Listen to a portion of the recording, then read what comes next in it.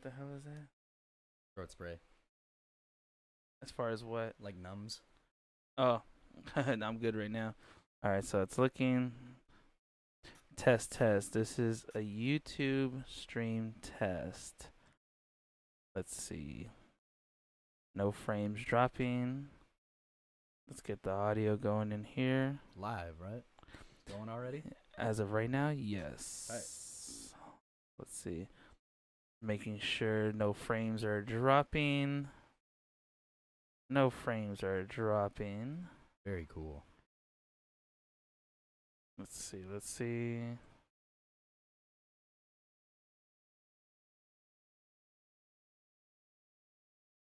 And what? People can just watch this live on YouTube? They just type in Verbally Harassed and Yeah, just go to pops up? search Verbally Harassed Podcast and you can find this on YouTube at the moment. So we're up right now? Yes. All right. Well, it's the title screen, but we're about to go live right now in a few seconds.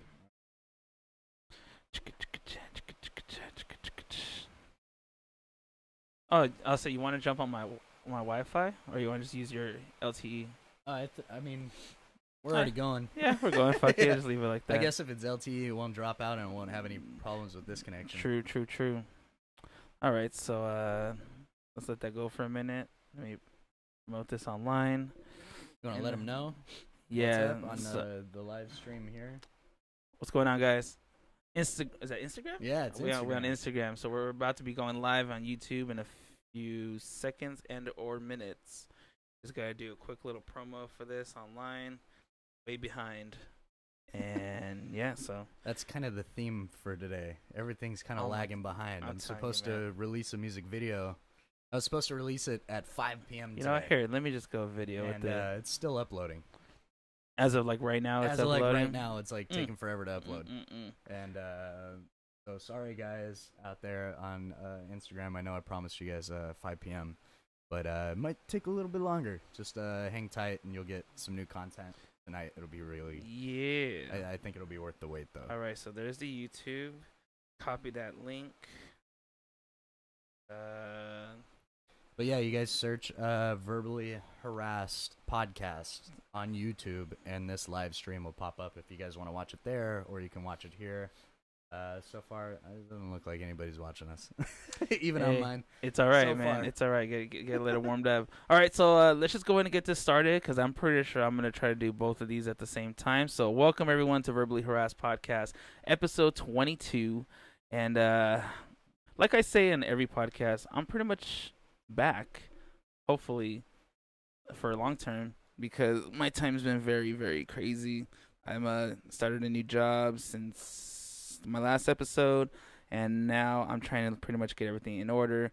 I have a possibility of getting another job, which it's kind of like my goal right now. But yeah, so I want to welcome my guest, which has been a long time coming. We've been trying to get this going, and I'm kind of glad that we're getting this going right now for the fact that he has a new album that did drop yet. Yeah, it just dropped yesterday. Ooh. Just dropped yesterday. And today is the 14th, so it dropped on the 13th. So for everyone listening, Nick Romero, also Straight Life, right? Straight Life, yeah, Straight that's the Life. name of the project. So what we're just talking right now, well, this is kind of like going, you said something about a video. What's this video we're speaking of? Yeah, so it's so the whole album was basically it was telling the story of everything that I went through 2.5 years ago. Mhm. And the every music video that I put out, I'm releasing a music video for every single song on the album. Not just this one, but the second album's already in the can. Damn. The second half of the album, it's already ready to go. Spoiler alert, it releases September 15th, which is 6 months from now. It's Counterculture Part 2 will be out, and we'll be filming some videos for that over the next 6 months to get that prepped and ready for that release. So this is the first half of the record. So the first half of the record's coming to an end with the videos, and they all link together to tell one big story. Mm-hmm. So the last one that kind of ties everything together for the first half of this record releases tonight at some point, whenever it decides to upload. And as soon as it does, and as soon as we get done here, I'll make sure to link it to everything on social media at Straight Out Life on Instagram, Facebook, you can follow it, Stray Life, all of that. But yeah, it just tells the story of fucking everything that I had to go through, man. So tell us a little bit about who Nick Romero is. Like, what is his hobbies? What is he? Man. If there's like long walks on the beach, does he crumple or fold the toilet paper? Dude, who's Nick Romero? Dude, it's not even that. Honestly, like I came to fucking find out, dude. I like working. Like that's what I like to do, man. Like when I'm not, now that I'm sober and stuff like that, and it's 2.5 years yesterday, as of yesterday. Oh, congrats, man. That's insane. Thanks, man. But yeah, since I got sober, man, it's all I want to do is make music and just help people out if I can. Like that's what makes me happy. You know what I mean? That and like just hustling, man. Grinding. And that's it. Like all the money that I make at my job, I put into this project, and that's pretty much it. Like I figured there's no organizing or anything like that. Like it's just me. It's me and Jeff Sehun from Let Live. Like we write everything together. Rest in peace, Let Live. Yeah, good that was band. a bummer, but well, you got people, see. But there you go. We write everything together. Ooh, hearts. And that's basically it, man. We have the whole second record in the can, ready to go. It's the second part of this record. It's essentially one big. It's this 2-part. It's 8 songs. So the other 4 are in the can, ready to be released in September. So, see, one good thing I want to say though, like, because like today was the first day I actually got to listen to your album. Like, I was at work, I put it on. I actually listened to it multiple times. Secrets. Like I was texting you earlier, I was like, that seems to be my favorite one, because one thing I like, and it started with the first song, is because it reminds me of The Neighborhood, and I'm a fan of The Neighborhood, so it has like that feel to it. It has like that somewhat grungy, but then like dark with like a positive message. Like I feel like it's just like a mixture of everything, so it's just really cool. A lot of times, especially being a musician, well, if I was just someone that's just listening to it, a lot of people actually listen to the lyrics. A lot of people just listen for what the beats are. Being a musician, actually try to dissect what you're doing when it comes to guitar. What's the drum doing? If there's a percussion, lyrics wise, how are you structuring it? So to me, I mean, since playing in a band with you and seeing how it is now, those are 2 entirely different genres, but I feel like you succeeded in both of them, which is fucking great. And then especially awesome. What you're doing it for, as far as like, awareness, because the first episode that I had was with Spencer, and Spencer, he was in rehab and all that stuff. And I think it was a week or 2 after he got out of rehab, we decided to do the podcast, my first ever podcast. And it happens to be one of my favorites for the fact that I just started when it was just at its darkest times. It's like, you know what? We're going to hit you hard the first episode.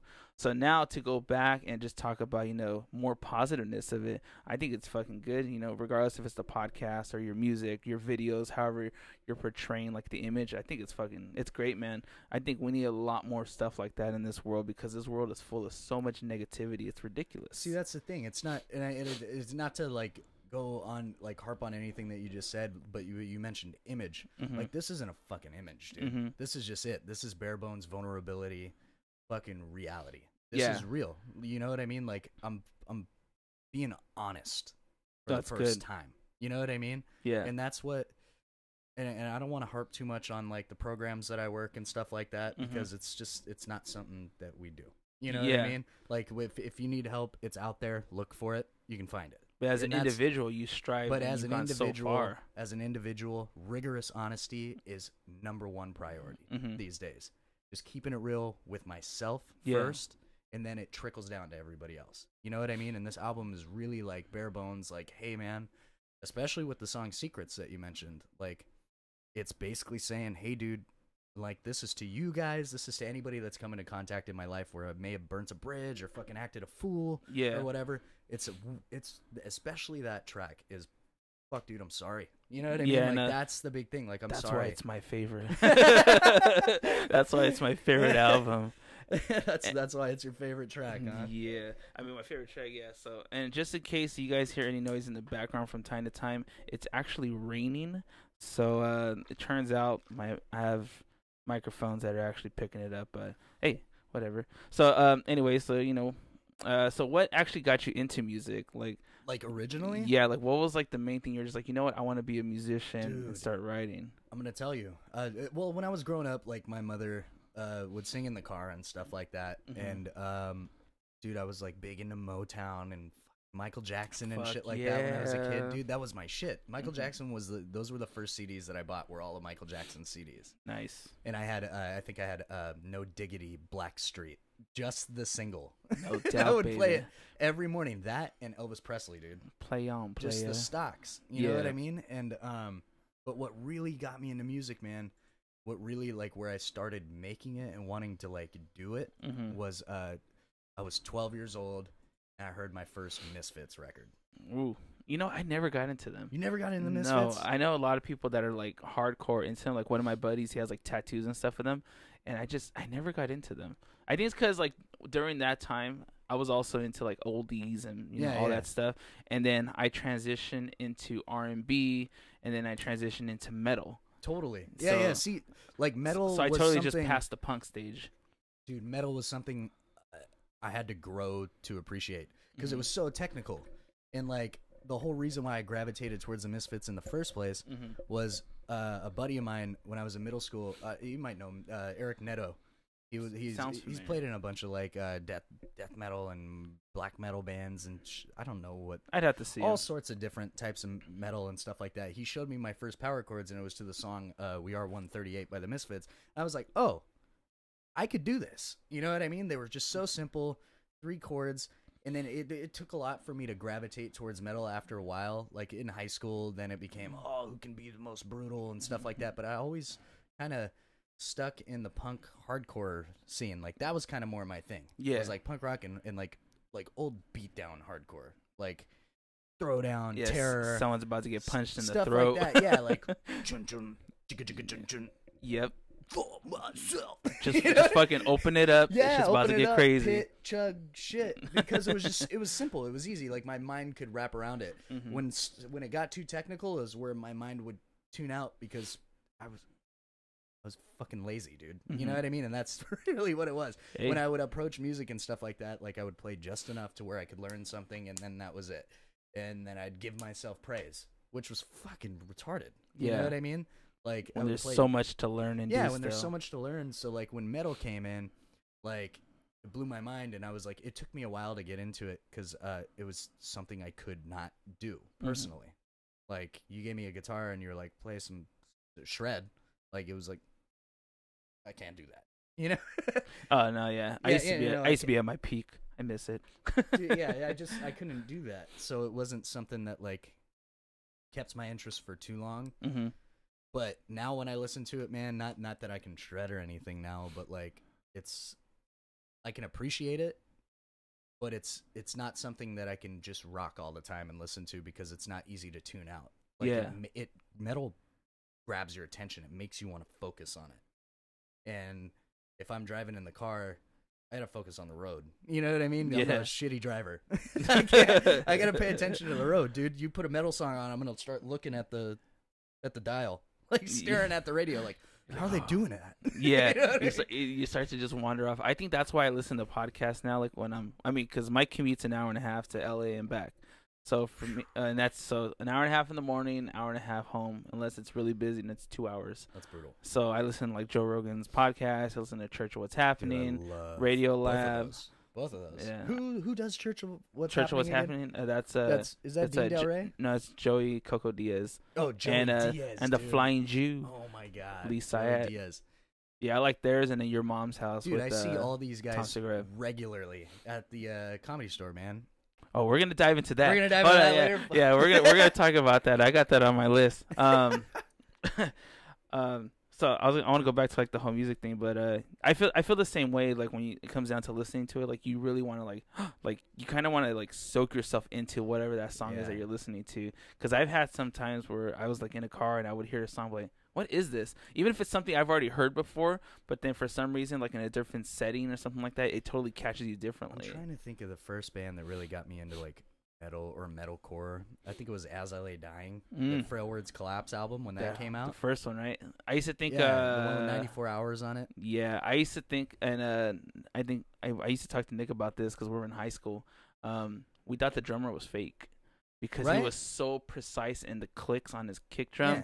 I was like, this has to be a fake drummer. And I think that was before the whole like digital punching drums in really came into play. Now every metal band's fake. Yeah, I think he already had the clicks though. Like, or I forgot what they're called for the kick drums when you record. Oh, they were I think he already had those though. Yeah, triggers. Yeah, he had the trigger drums, so it sounded like a freaking gunshot. Yeah, so he had. I want to say that he had it already because the tone in his kick drums. Usually, when you hear kick drums, you'll hear a little bit of a difference as far as their tone because depending on what leg is stronger, is going to do more of an impact. You know how we used to imitate that sound, but without spending the money on triggers?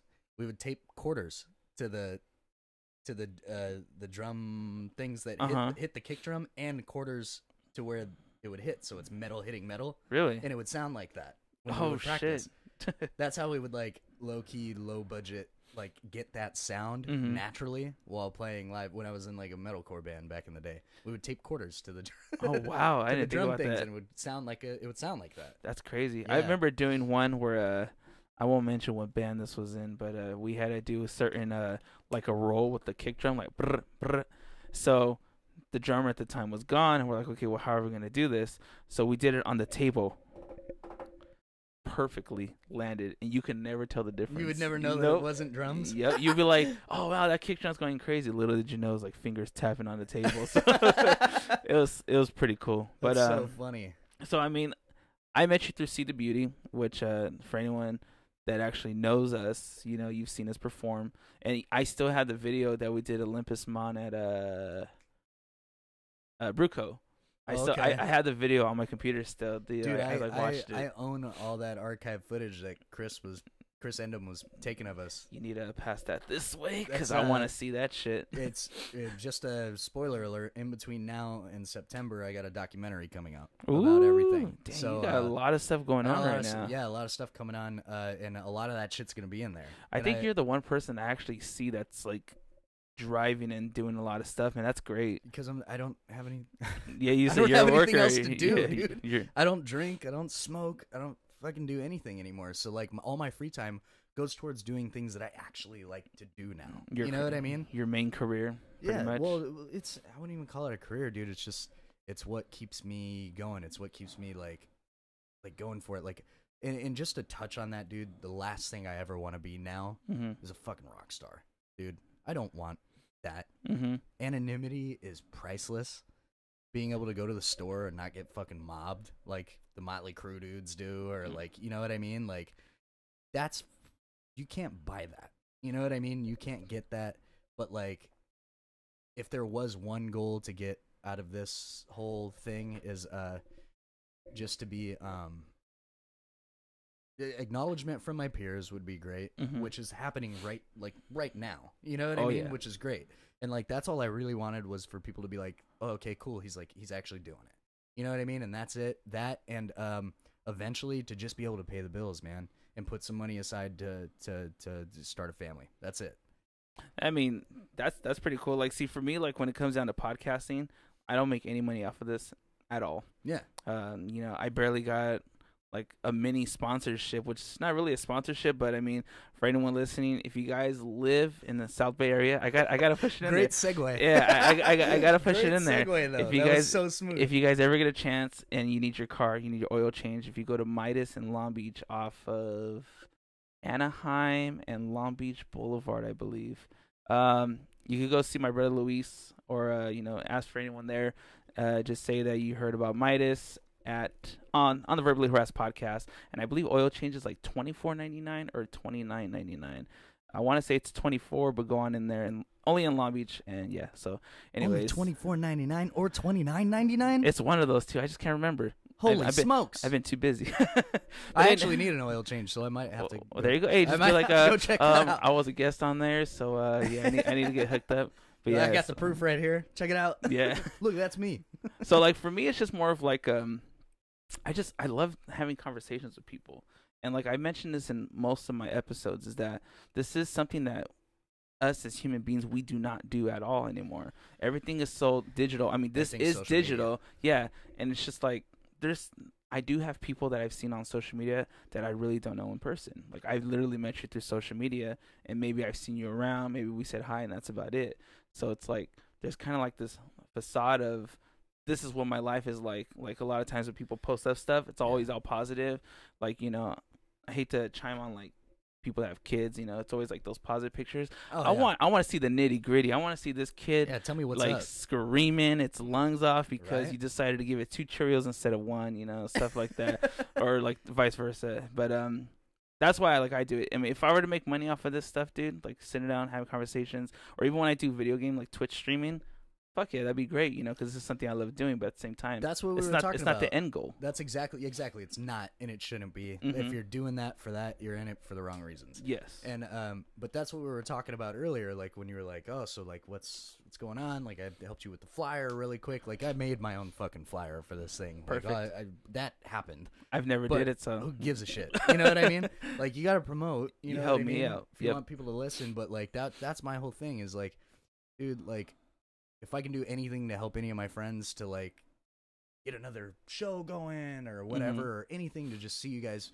successful and happy, dude, I'm all on board for that. You know, that's a great mentality to have, man. That's all I want. Like, I don't want to work with people that aren't my friends personally. Like, I don't want to work with fucking rock stars and shit like that. I don't give a shit. I don't know those guys. I don't give a shit about them. You know what I mean? Cool, good for you, dude. Oh, you do a bunch of like rad, way cooler shit than we do. Awesome. Yeah. But these are my homies. Yeah, I mean? Of course. But I know these guys. Like, I can call these dudes. Like, the other day, like, when I got fucking in that wreck, dude, you, like, picked me up and fucking... you know what I mean? I left work just to go pick you left work to go pick me up, dude. That was fucking awesome. Like, that's the shit. Like, I don't forget shit like that. Yeah. You know what I mean? Well, I appreciate more, like, everyone that's been on the podcast, from, like, Spencer, even people that have been on it multiple times. Like, Carlos has been on it multiple times. My buddy Alonzo, I have people that have been on it multiple times. So, for me, it's just, like, I appreciate everyone taking time to want to be on this. Hell yeah. Like, like this, you were busy doing your video upload, but you still made time to come here and have a conversation, so that way... Not only is it to help me, but we help each other with the whole situation with dude, and that's what it's promoting all about. And just having a good time. Dude, I just want to see the people that are close to me in my life, or the people that I talk to regularly, succeed and be happy. Like if you're at any point you're doing something that might not be beneficial to your mental health or your physical health or anything like that, like I'll be the first one to be like, hey, dude, maybe, let's talk about this shit. Maybe you need to slow down or whatever. You know what I mean? Like, and we'll figure it out together. Like, that's what... to the brass tacks. Yeah, that's it. And, quick plug real quick, just because she just signed on my thing. We got Riley Jensen here watching. Who's that? Sorry, I don't know anybody. Oh, she's an ex... I don't know how to say it. Ex porn star, I would say. Let's see if she replies with it. Hello. But thank you for watching. Hey. Oh yeah, for anyone that's just listening on iTunes or SoundCloud, we actually have Nick's Instagram live going at the moment. Yeah, you guys can watch this live. If for some reason it's not streaming correctly on YouTube, you can watch it live at Stray.life on Instagram. But yeah, it's cool. She's gonna be in attendance at the show tomorrow. Hanging out. Hi. How are you? Thank you so much. So yeah. But yeah, she's got her own fleshlight, so you guys can like on those lonely nights, gentlemen.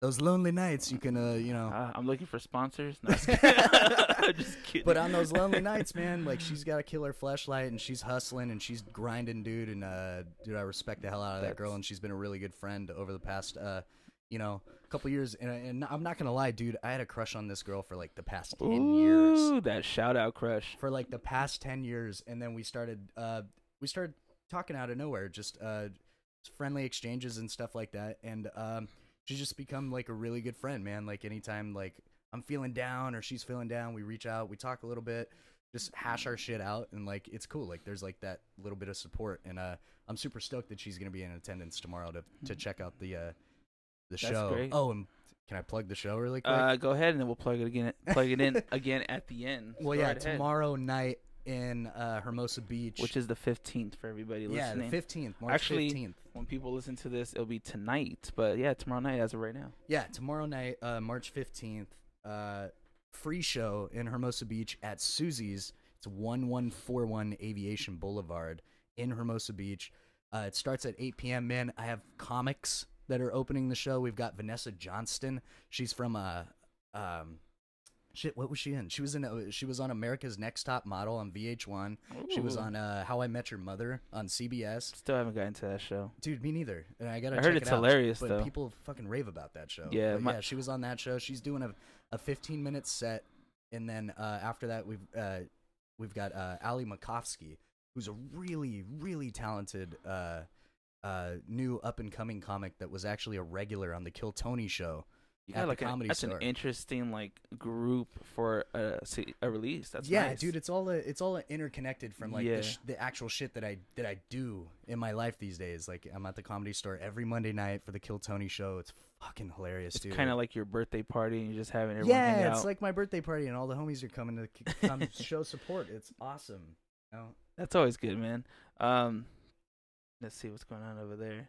Oh, how cute. But yeah, so well, I mean, we'll talk a little bit more about music, and then we'll dive into that Kill Tony thing because that was interesting. When you mentioned that earlier, I completely forgot that you're on there, and then we'll talk about that right now. But can you think of like one of your like favorite memories when we were doing See the Beauty? Like, is there one that kind of stands out to you the most? Probably Barstow, dude. Just like the filming and stuff like that we did for the if you remember all the filming that we did for the I don't know if it was like a Kickstarter campaign or something like that. We did something to like promote that the band was like finally gonna I remember taking pictures and then stepping on a rusty nail. Yeah. Did you step on a nail? Oh yeah, yeah, you did. I remember I had to get a tetanus shot like a week later or something like that. Yeah, that was a really cool experience. Sucked. I've always had good experiences in Barstow, California. Mm-hmm. Anytime that I've ever played Barstow, California. Like, I got a lot of friends out there. Oh, shout out to Barstow. What's up? I also threw Chrysalis. I miss those guys. Dude, those guys are fucking the homies. Forever the homies, dude. Yeah, I threw my back out that night when we were playing that. We were playing, I think, Panic at the Disco or something, and I think I came up like from like headbanging, and then my back just went tight. And I remember looking at Spencer. I was like, I can't move. Oh. I was just like there. I mean, I was already hammered drunk, but I was just like, well, this is it. This is how my back goes out before I hit 30. So, because like this was like years ago when we did that show. So to me, I think I was like 28, 29 or something like that. So it's been a while, man. Yeah. How old are you now? 32. 32. Whoa! I just turned 30 yesterday, man. Oh, well, happy late birthday. Well, there you go. See, the podcast, birthday party show tomorrow. It's been a fucking long week, dude, but it's been so much fun. Nice. Like, this is the first time in a long time, in 10 years, man, where I felt like I'm like fucking doing some shit. You know what I mean? It feels like it. You know? And it's not like on a big scale or anything like that. It's on a comfortable scale, something that I can definitely manage and handle. You're not throwing yourself overboard pretty much. No, dude, I'm doing everything that's kind of just flowing naturally. Like this came up and it was perfect right in between the two things. The release was yesterday. The new music video for Lunar March comes out tonight as soon as we're done with this. And cross fingers. Yeah, cross fingers. God, if it uploads, it's taking forever. And then tomorrow night we got the show. You know what I mean? So like, it's been a very media friendly week for you. Yeah, dude. It's been like, it's like on a low key budget, like on a low key scale, like how I would assume promoting a record should go. Oh no, yeah, no. I thought of the same thing because like when I listen to like Rogan and they like promote like their comedy specials and stuff like that, I thought of the same thing. I was like, oh, this is gonna be perfect. Your record's out, we're gonna be able to talk about it, and you have a show because I think we were trying to get this planned before your show because I think we wanted. Oh no, we want to do it before your CD. We wanted to do it before the record album came out. But CDs don't really exist anymore. Yeah, album. CD. Yeah, dude, that's a dead technology. I don't know anybody that has a CD player. Your MP7s. we're moving up, man. We're going from 4 straight to 7. Dude, I'm about to release an 8-track next month. What about vinyl? Dude, I was thinking about that. Like, vinyls are making a comeback. They've been making a Supposedly comeback. Tapes are making a comeback. Please don't. Right? Anyone listening? Who has a cassette player? I still have one in the garage. Do you? Yeah. But I don't have one, like, in my car. Like, when would I ever do that? The older cars will have them. They'll have one of those on there. Well, I kind of screwed you getting myself hot, man? over You want for some that. fan? Oh, I'm good. You feel that one over there? I get nervous and sweat. You We're chilling, having a conversation. Hey, vulnerability is the best way to become stronger. So it's always nice. So one thing one of the questions I had is, how'd you come up with the name Stray Life? Oof. Like, so, what does it mean? dude, honestly, I came up with that before everything actually happened. I came up with Stray Life before all the shit hit the fan. Me and you remember Colin Johnson? Once again, I need faces. I'm terrible with names, man. I could see someone be like, "Hey, what's up, dude?" Well, he was a 'Cause I buddy of don't mine. remember. Me and Colin actually started Stray Life Mm-hmm. before Stray Life was even really a thing, Mm-hmm. and we were thinking of names and stuff like that. And it was I forget what it was gonna be called. One of them was like a Stray More and stuff like that. But we were really stuck on Stray. And then one day I was just like, man, what do you know about that Stray Life? Like, and it just kind of flew off my tongue. And I was like, that's kind of funny. Mm-hmm. But at the same time, like, it made sense. Like, it was the stuff that I had just started writing about was about, like, fucking getting away from all the bullshit and keeping it real. Here So comes the rain. Yeah, the rain's coming in hard now. So essentially what Stray Life really means is, like if you need to, put your life on pause, put your life on hold, get the help that you need. That's good. I like that. Because there's no shame in asking for help. Mm-hmm. You know? There isn't. I think like all that, like as far as like men, like that machismo of just Bullshit. being able to do things on your own. There's nothing wrong with doing things on your own, but you know, sometimes we actually really do need help. You know, it's not something to be ashamed of. No, and, you know, and Rogan talks about vulnerability all the time, and I started to actually have a mentality of that where it's like, you know what, sometimes I have to be weak. Like I hurt my back on Monday at Disneyland, Right. and I was crying. I was in so much pain. Dude, like I hunched over a rock and I just stood there just with tears because I was in so much pain. I was like, in my head, I was like, I don't want people to see me, but at the same time, I was like, I don't give a fuck. I'm in pain. Yeah, dude. You know, like they're gonna see me, like, okay, like what's wrong and stuff like that. I literally said this to a sponsee of mine today. I was like, a man that can't cry isn't a man at all. True. That's a boy. Yeah. That's a boy. That tough guy bullshit, dude. Mm-hmm.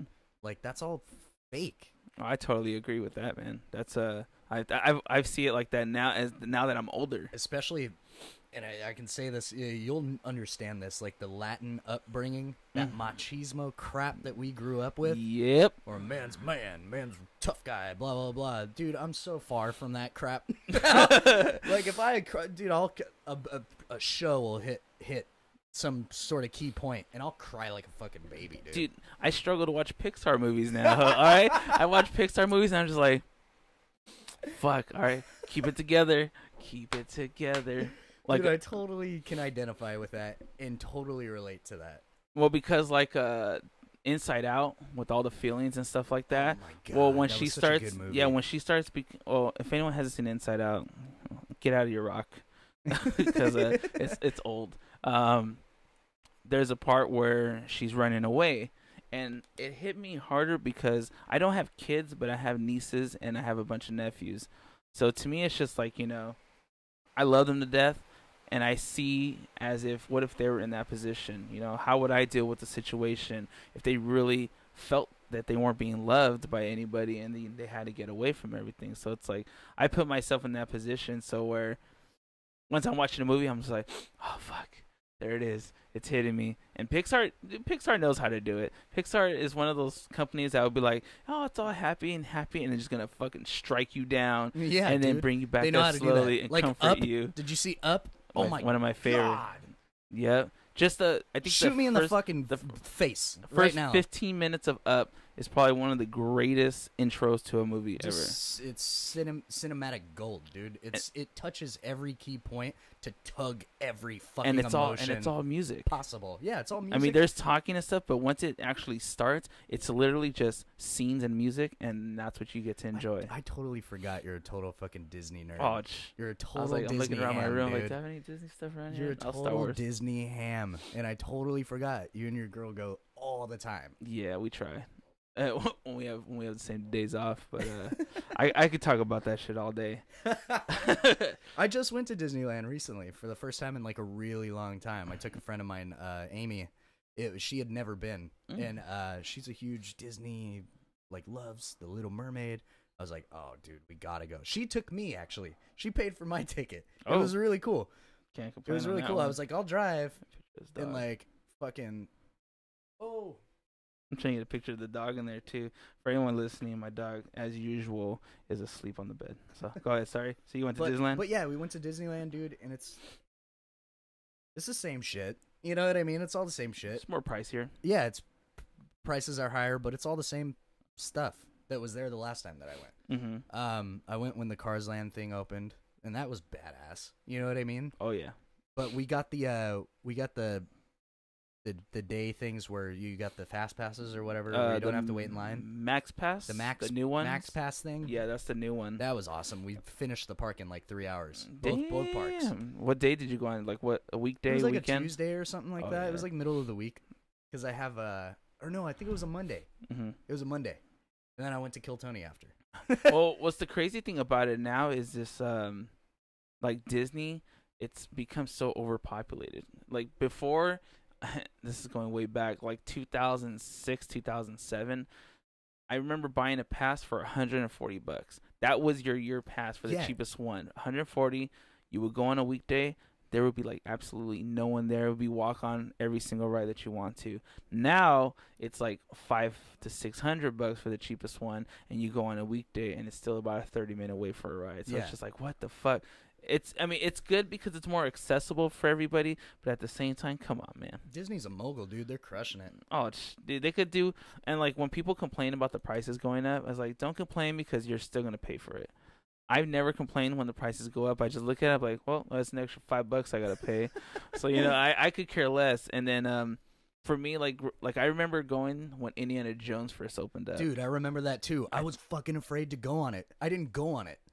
The first time I went, I didn't go because the commercials. I remember the commercials. With the snake? The snake. It wasn't just the snake, dude. It was the the guy, the Temple of Doom, the guy with the eyes. Yeah. They said they would promote it where like if you looked into his eyes, you would freeze and you wouldn't be able to get out of it. You'd go catatonic. Way better now. That scared the shit out of me. And I remember my sister making fun of me. I went with my sister and she was like, I was like 6 or 7. Like 6 or 7. She was like, and I was terrified. I didn't want to go on it because I didn't want to freeze. I didn't want to go catatonic. Nah, man, that I can't go on that ride anymore because of my back. That thing fucking destroys me. Dude, like that ride. The best fucking ride. I know. I miss that ride so much, but the way it just like tosses you around and stuff, body can't do it no more. Even if I take like anything, like a painkiller to hopefully somewhat make it accessible, like where I could deal with it, still doesn't do anything. That ride will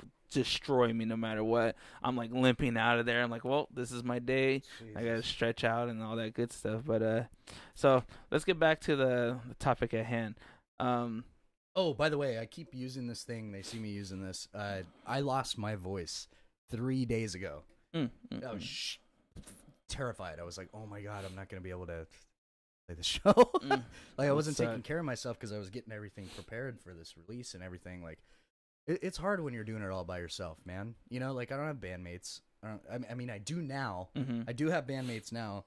Shout out to those dudes. You guys are fucking lifesavers. We got Thomas and Daniel Carrillo. They're playing bass and guitar for me now. Dude, for the show, I don't know if they're going to be permanent. Like, I would love to have them permanent. But I also have Elias Green playing drums. This dude's from Russia, dude. Barely speaks English. Coolest dude you'll ever meet, dude. Just, like, really nice guy. But, what was I saying? It's hard. About your voice because you're using the using this. But it's hard getting everything together because it's all on my shoulders, dude. Like, any promotion, anything that happens for the band your and business. Stuff like that, it's my business and it's treated like a business. Yeah. So it's a lot of time for very little reward. I think that's what I need to start seeing it as. I think because for me, I just see it as like a hanging out conversation. Like every time someone always asks me like, what's your podcast about? I'm just like, dude, you've got a killer conversations. You're the only one of our homies that are doing a podcast that I know of. You know what I mean? Yeah, I mean, Nick helps me out from time to time, but as far as like individually, I think I am the only one that does it. And the name is, dude, it's marketable. verbally harassed. That's fucking hilarious. I'm not gonna lie though. When I first came up with the name, I thought it was gonna be more of like a people were gonna see it as an abuse, like a verbally like abuse or something like that's what was gonna pop up first. But I'm starting to notice that the name's starting to actually catch on in Google and all that stuff, which is kind of cool. Dude, I listen. Oh, thank you. I check thank it you, out. Man. I watch all the ones with people that I know. Okay. In it, like I've watched Nick's episodes. Both of them, the one with him and Mark. I actually just watched that today. Oh god, those ones had me crying. The one of the funnest ones that I did besides Friendsgiving, which is like me like my buddies reuniting again, was fuck, I don't gotta remember my own episodes. It's it's my buddy Tony and my other buddy Toast, because he's in town. He was in town from Buffalo, and we episode 17. Nice.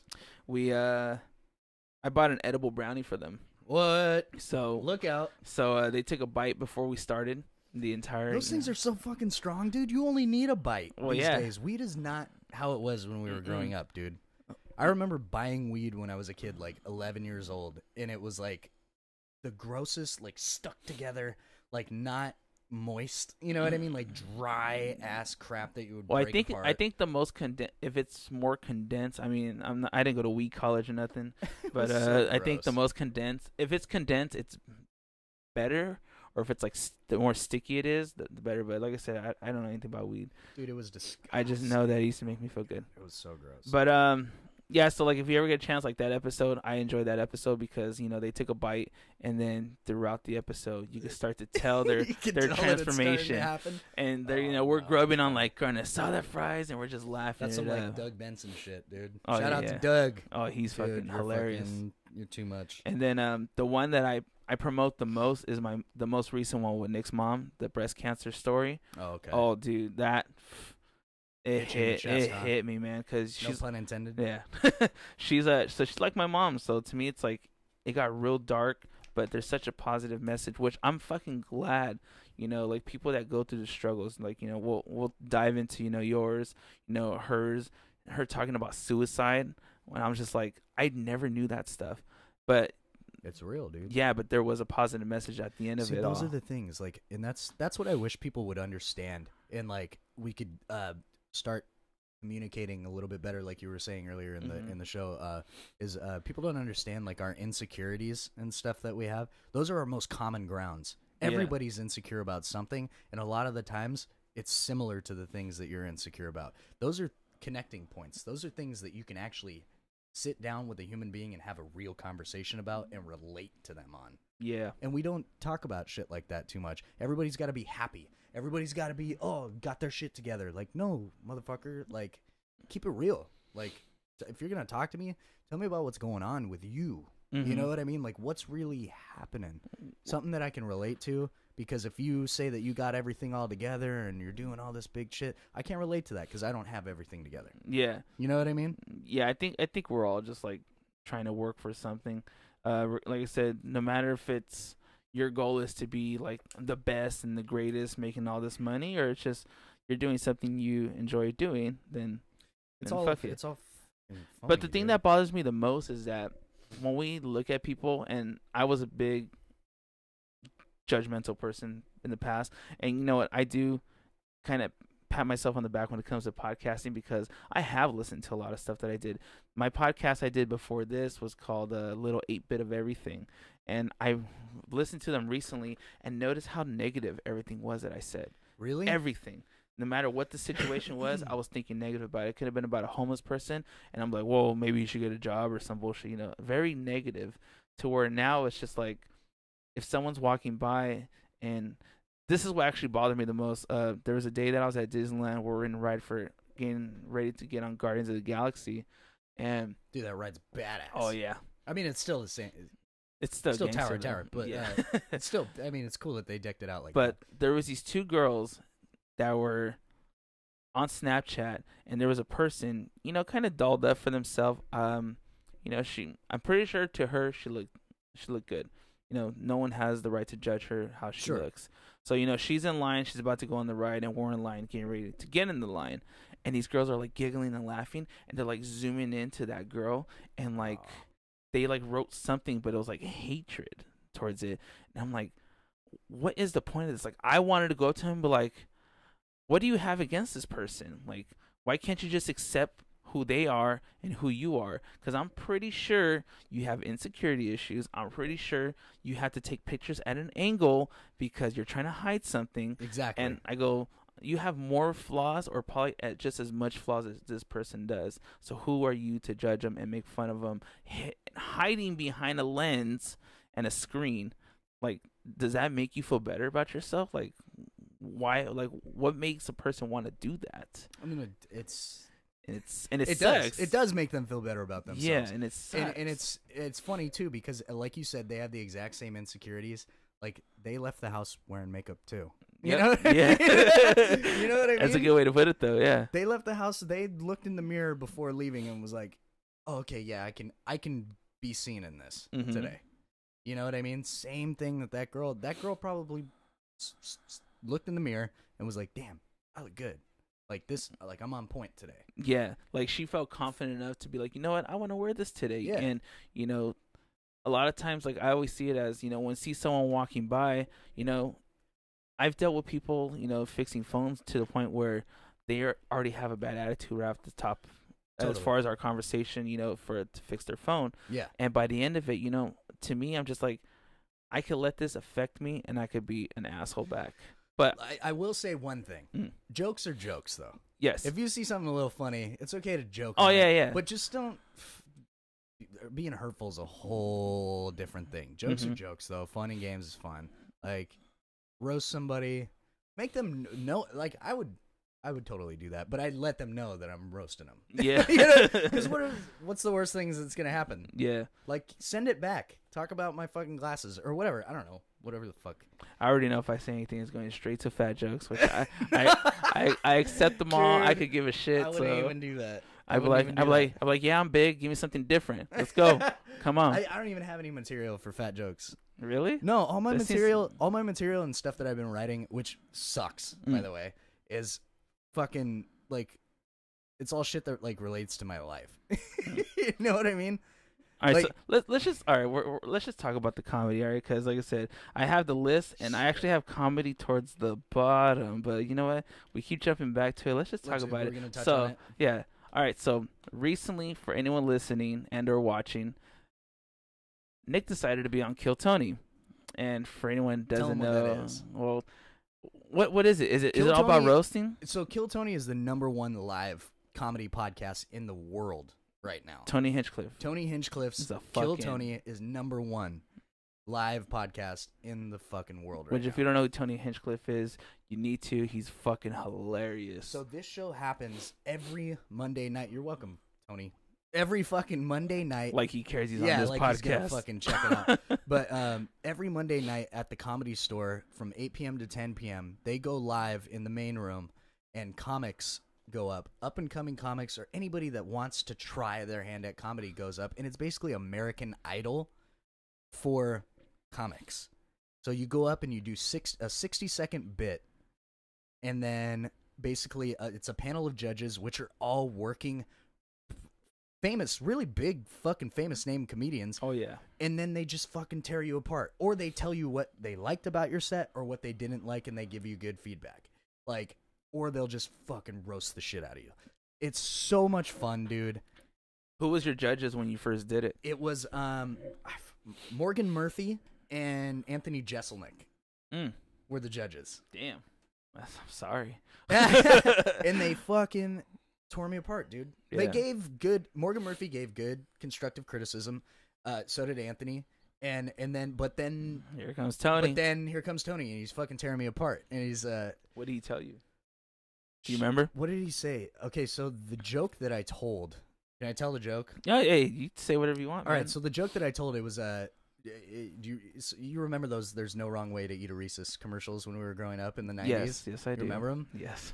So my whole perspective on it is like when I was a fucking kid growing up, that shit stuck with me. Like, there's no wrong way to eat a Reese's bullshit. I'm gonna find a wrong way, and then I would be like, what about morally wrong? You know what I mean? Like, Ugh. you fucking eat it, you poop it out, you eat it again. You know what I mean? Like, just dumb shit like that. Oh, what if you eat it off a homeless guy's dick? Like, these are the fucking dumb thoughts that would go through my head as, like, a fucking 6-year-old kid. Like, just gross things. Oh, what if you pee on it? You know what I mean? Like, in my head, at least the way that I was raised, you don't eat fucking pee peanut butter cups. You know what I mean? Yeah, like, kinda, that's kind of wrong. gross. That's no. Shame on you. Yeah. Don't do that. Put you in the corner. You and know go what I eat that mean? shit in the corner. But that shit stuck with me as I was growing up. Like, that stuff still clicks in my head every now and then. Like, I'll see something going on in, like, pop culture or something like that, and, like, I'll be like, that was probably a wrong way to eat a Reese's. Like, like when the Bill Cosby thing happened, like, the last thing I would ever want to do is eat a fucking Reese's out of Bill Cosby's candy jar now that I know what the fuck's going on. Hey, right? man, you might have a good time, though. You might try fall asleep. And that was the thing. Yeah, you might fall asleep. My whole joke was that, you know, you might not remember how many you ate. So there's no November 1st shame the next day. Oh, Jesus. You know, you just wake up with a bellyache and maybe a couple other aches. But then it circles back around, and at the end of the day, like, when you really think about it, maybe there really is no wrong way to eat a Reese's. You know, it kind of ties back. Yeah, it goes back into it. But it was a stupid concept. It doesn't really relate to my life. So it didn't go over, and I bombed fucking hard. And to tell you the truth, dude, I walked up there. I have never been more terrified in my entire life. Oh, yeah, I bet. When you watch it on YouTube, I'm literally fucking shaking, dude. Like, shaking telling this joke. Like, physically, like, but even though you're used to being a performer, though? Dude, it's totally different. Okay, it's totally different. Like, to go up, I've had practice with music. So to go up, I can do my thing. I'm confident. I'm comfortable. I was completely out of my element, dude. I went up there and fucking tanked.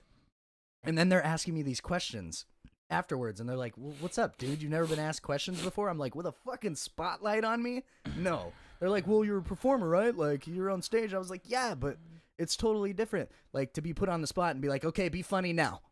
Like, no. Yeah. Like, that's hard. And honestly, it was such a humbling experience, and I'm going to tell you why, dude. It fucking showed me, like, okay, dude, slow down.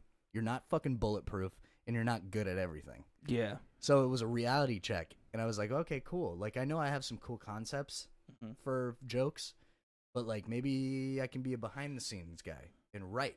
You know what I mean? The writer. And kind of transition into that. That would be really rewarding. Like, to transition, like, write and see my jokes go over well on stage, performed by somebody who can fucking knows timing, who can do it well, who's confident, who's already there. You know what I mean? And see how they put their spin on it. I feel like I could definitely contribute to something like that. That'd be pretty cool. Yeah, behind the scenes, because like I love comedy. Like I said, you know, I went to go see Rogan at Ice House. I got kind of sad because Saturday I didn't get to see Joey Diaz. He performed at the Ice House and a lot of stuff. And I guess for me, whenever it comes down to comedy and I try to like be funny, I always try to like storyline things.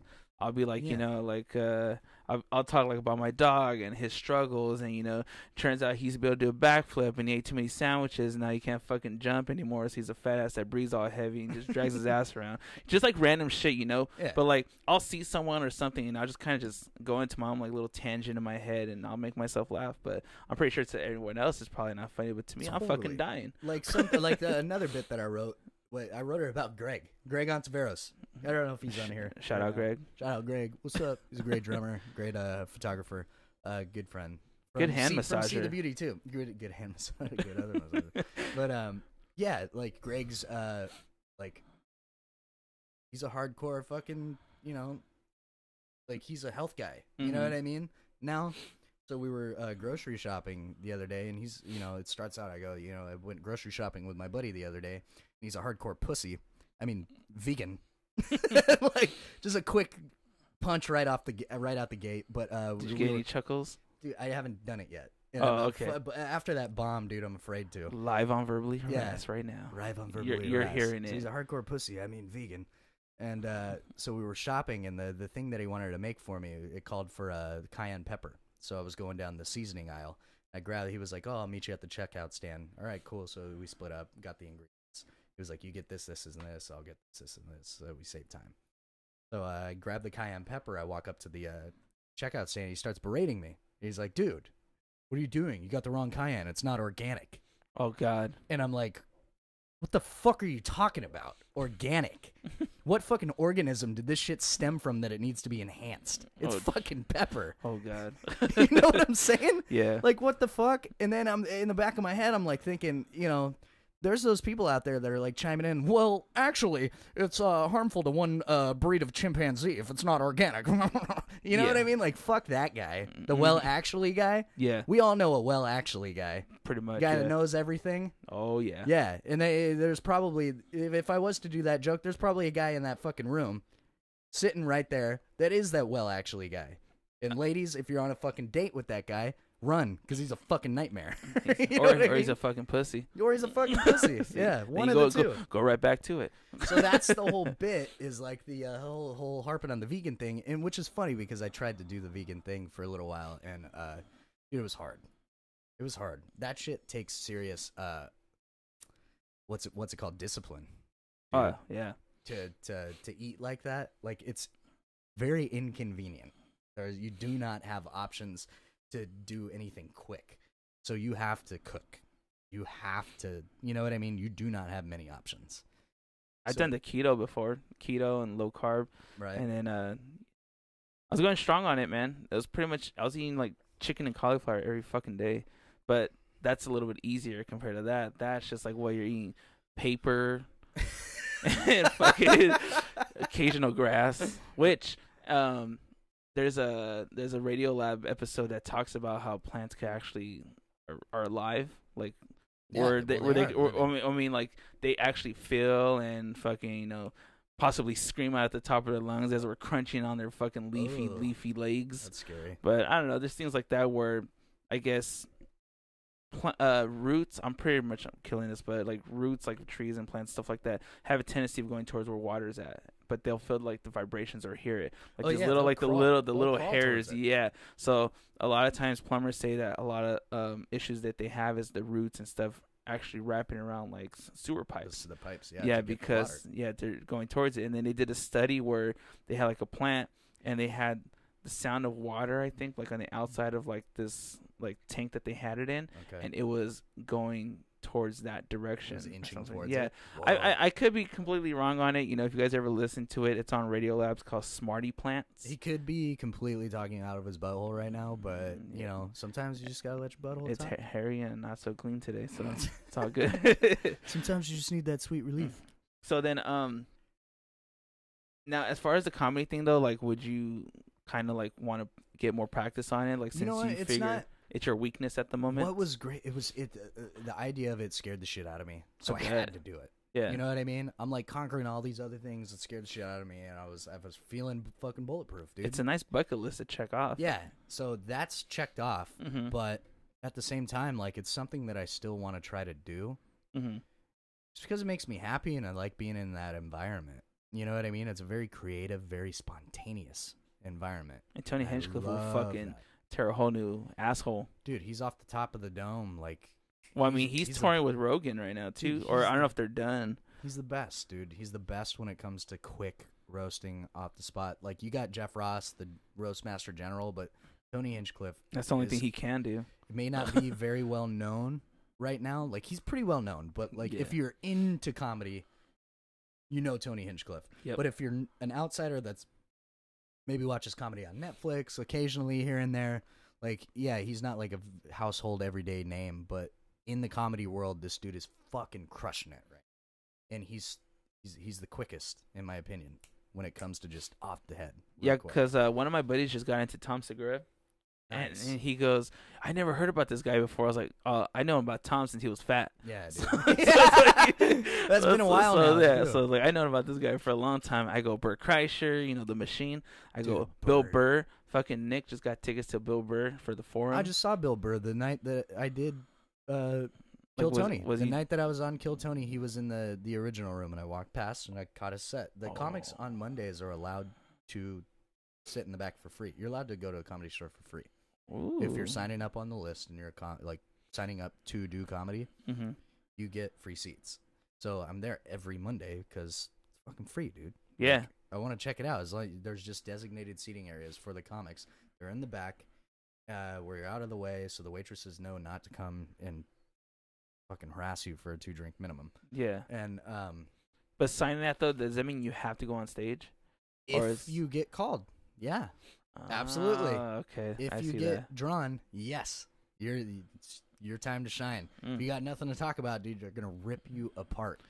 I'm just gonna go up there, like, yeah, I've been listening to a lot of this music that they call AKA trap because it is a trap, and I figure, I'm gonna become a rapper, and I'm a big dude, and I got a small dick, so I might as well call myself Little Fats. And, all right, I'm done. That's 60 seconds. 10 seconds? Get the fuck out of here with that.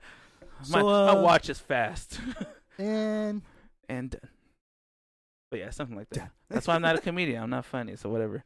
Dude, that's why I podcast. Fucking hard. Like that's. Oh, I bet. I seen like Mark do comedy, and another fat dude that makes me laugh. Dude, he's. But I fucking love funny. Mark. It's funny. Sometimes he's really on it. Sometimes you're trying to struggle to keep. Sometimes up. I tell him, dude, just shut up, Ray. I'm not trying to hear that shit. No, no, but I love him, man. He's probably the one person that I want to say could make me like cry. Besides Pixar. So besides like, Pixar, besides that, but crying that Pixar, that's a whole team that's trying to make me cry. What do we not touched on?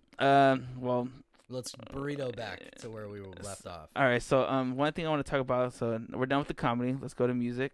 We talked about your influences already. Did we talk about? We didn't talk about the influences. We talked about what you started listening to. So yeah, let's go with influences. You want to know what spawned Stray Life? The idea of Stray Life. I'm gonna give you it in a nutshell. Was Chino Moreno and Sean Lopez's side project from Deftones and Far. It's called Crosses. Have you ever heard Crosses? I've heard the name, but never heard them. Dude, you gotta check out the album. It's fucking phenomenal. So it was Chino Moreno's Crosses and 21 Pilots. That was the birth of Stray Life in a nutshell. All right. Rap with dark electro rap beat shit. And that's what Stressbox kind of portrayed. Was like, that's what I was going for. That's where I heard The Neighborhood. That's the first song, right? The first song? Yeah. That's when I was like, oh, it sounds like The Neighborhood. So I'll walk you through these songs. So Stressbox was essentially that. Mm-hmm. I was actually going to tell you about talking about your lyrics and stuff, but go ahead. Yeah, so Stressbox was that. It was the first one where I was like, this is the vision that I want to go for. And everything ended up evolving into its own different. Every song sounds fucking different. You know what I mean? But for some reason, strangely, like it all fits together and it all sounds like it would be on. You know what I mean? For some reason. But Stressbox was that. And Stressbox was literally written while I was in jail. Trying to, hearing from the outside that girl that I was dating at the time was, messing around on me outside of jail. So and they call the cell phones, or not cell phones, call the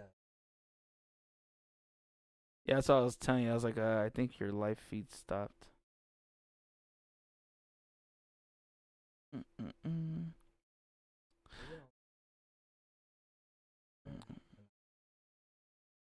Do it. So yeah, once again, for anyone listening, if you guys need an oil change, go to Midas in Long Beach. Perfect. Yeah.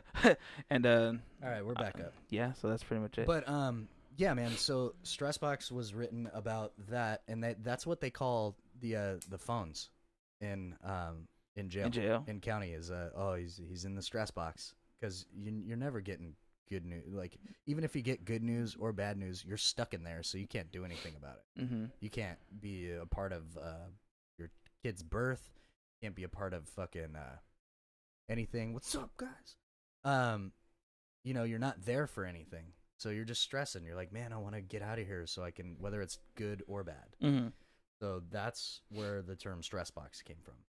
And then, so yeah, that's how that evolved. And then it went into My Exit was the second song that was released. That's the one with the girl on it. Yeah, the one with the girl. Very nice voice. It sounds familiar. Voice. Catherine Terrian. She's a local Hermosa Beach artist. Well, but her voice sounds like something that I've heard from like someone. I just couldn't pinpoint it. Like I said, I listened to it multiple times today, so I wanted to make sure I really like dove in, so that way I had something to talk about. So you had you did your homework, and that's good. I try to be a reporter. But so My Exit was, and we, the good thing with hip hop is you can have like those loops. So we looped her. Like, she came in and she sang a hook, like a whole hook straight through. It wasn't how it sounds on the record. And we trimmed it and chopped it so that it was cool like that. I like your little animations right there. Just chop it. So it's like, I'm falling in. Like, we chopped it like that. And yeah, like some of your effects that you used too on the voice, where you had like the little cut, like and then like it went to like a chorus. Yeah. Very nice use of effects. Yeah, we would like do little chops like that because we had the leeway, because it was technically still hip hop, so you could still integrate stuff like that. But like, it pulled from all different types of musical genres that just influence there's a lot of post-hardcore fucking influences and stuff like that. The scream is a nice touch. I like it. I haven't heard it before. Like, I was like, I haven't really heard it on a whole lot of stuff.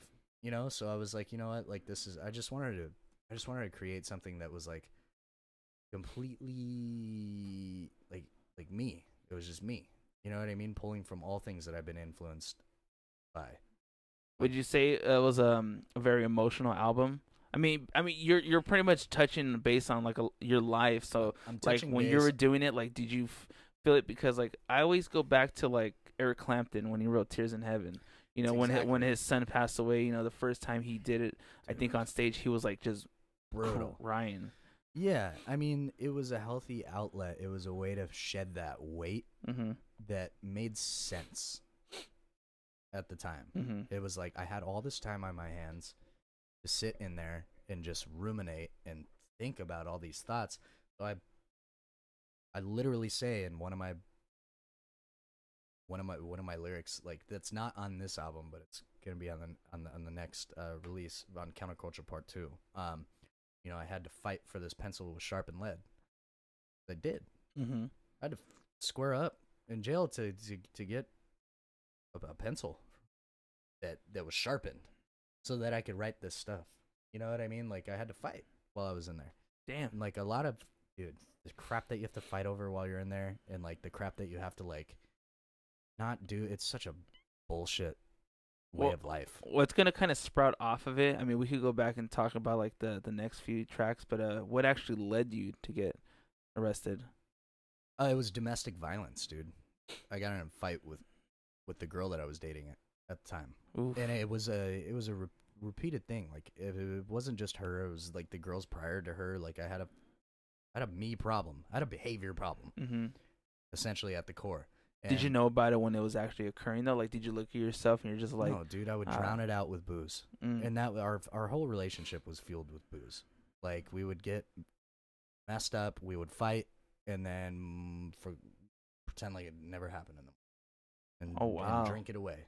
You know what I mean? Every day was a full 750 of liquor, and then when that was finished throughout the day, go to the bar after. It was an $80 day every single day of my life. God damn. $80 day. Make my stomach hurt. Dude. That's insane, dude. Yeah. Oof. So then, do you remember like the day, like if it was yesterday, like when you actually got like cuffed and all that stuff? Not really, dude. I was drunk. When I got cuffed up. I remember events leading up to it. We were in an argument, and we were walking across the street from a park that was across the street from our house that we were living in together. And I tripped and fell in the street, but I was drunk already, and I'd already beat her up a couple times and stuff like that. And so she got scared because I tripped, and she didn't know if I was going to lose temper because I tripped and fell and take it out on her. Yeah. And we lived a block away from the Redondo Beach Police Department. We lived like right there, like right near the water at that time, like right by the ocean. And she took off running, and I chased after her. I was like, "Why are you running?" Like, and she was like, "I'm just scared." Like, she was terrified because I beat her up like a week prior. You know what I mean? Bad.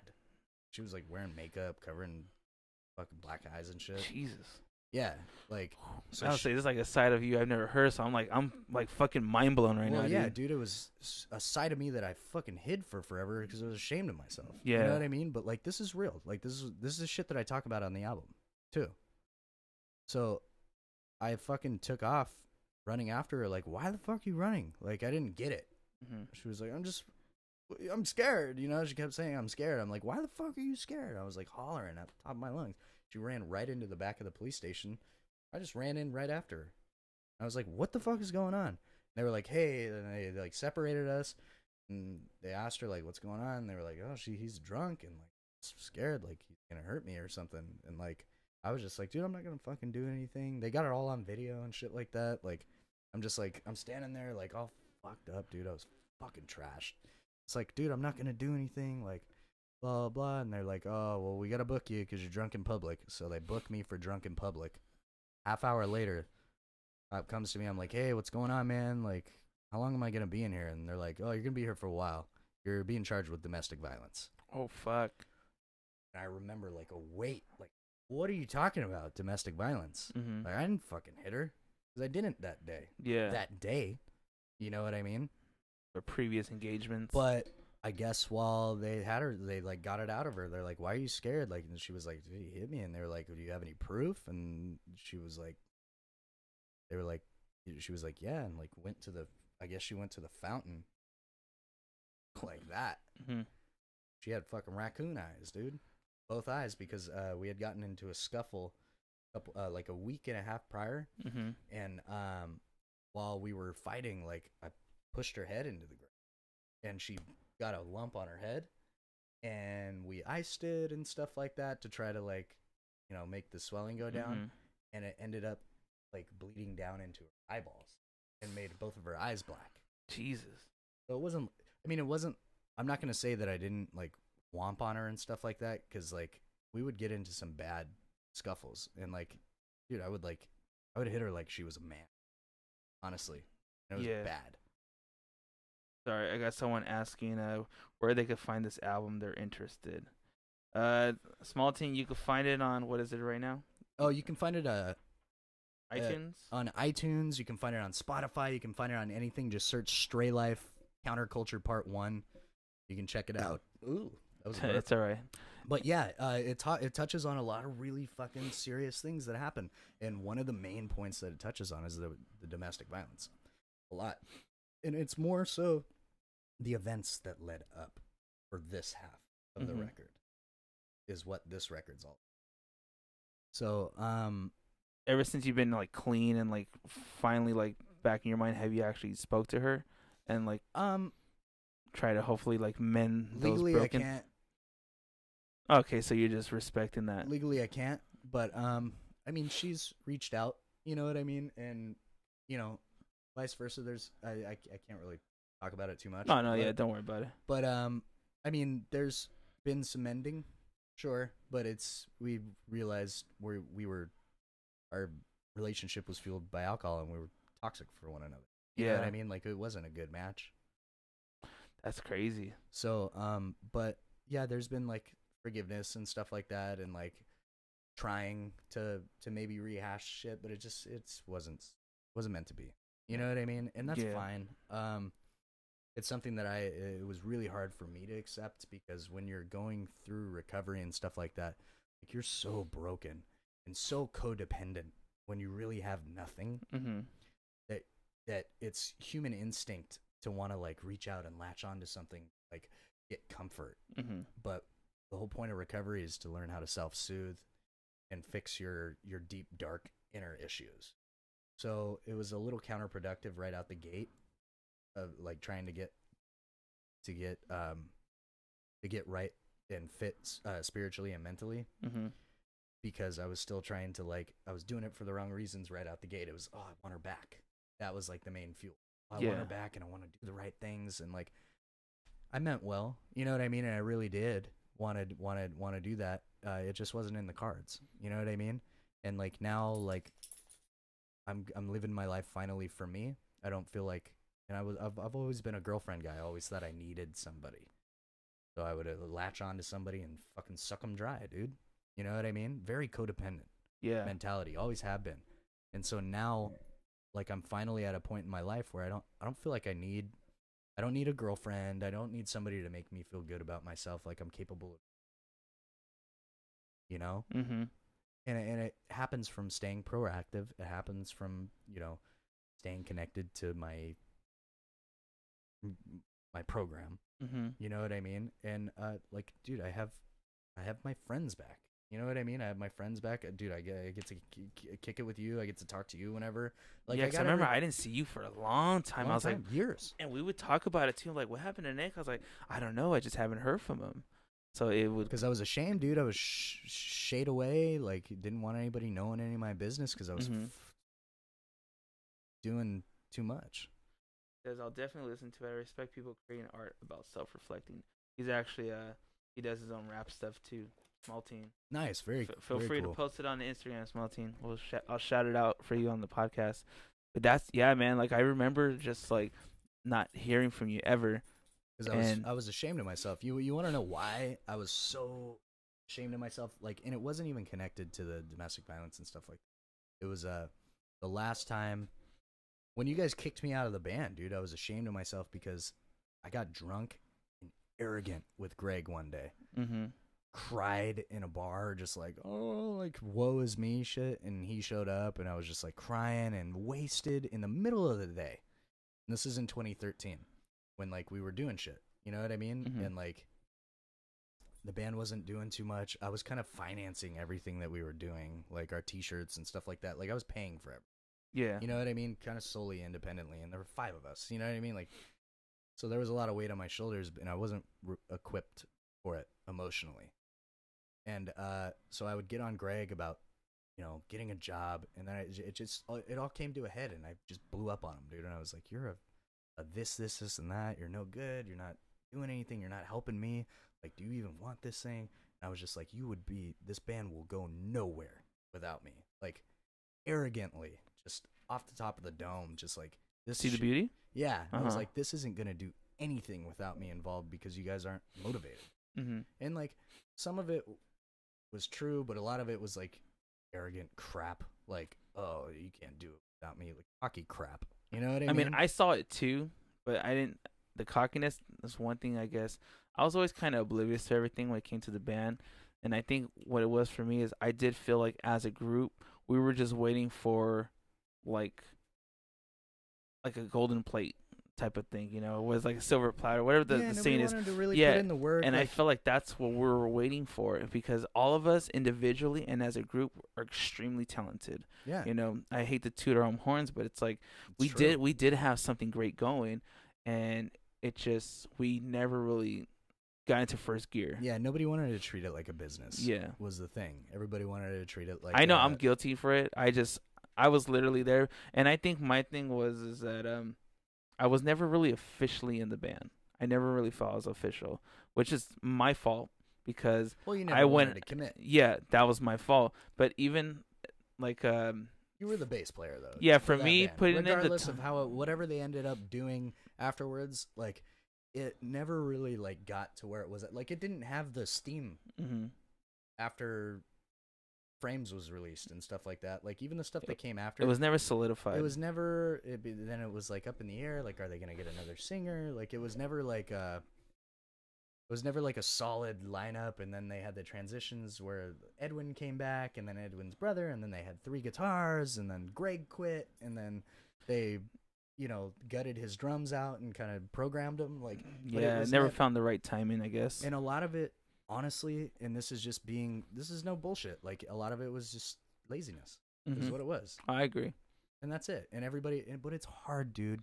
It's hard to be in a band when you're in your fucking late 20s, mid 20s, because it's not high school anymore. Like you got fucking obligations, you have bills to pay. It's hard, and it's a business, and it needs to be treated like a business.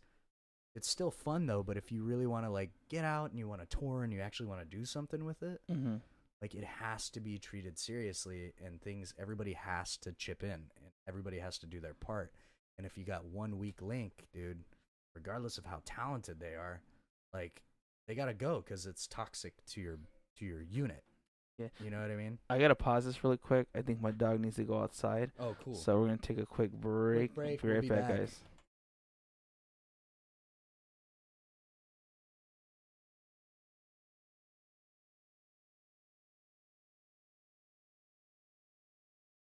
There you go. Now you can sit on YouTube. Okay. Shout out to Horizon Line. Dog's going out. I'm going to have to go out here in a minute, too. I got to go Brainy old lizard. But yeah, thanks for watching, but we'll be right back.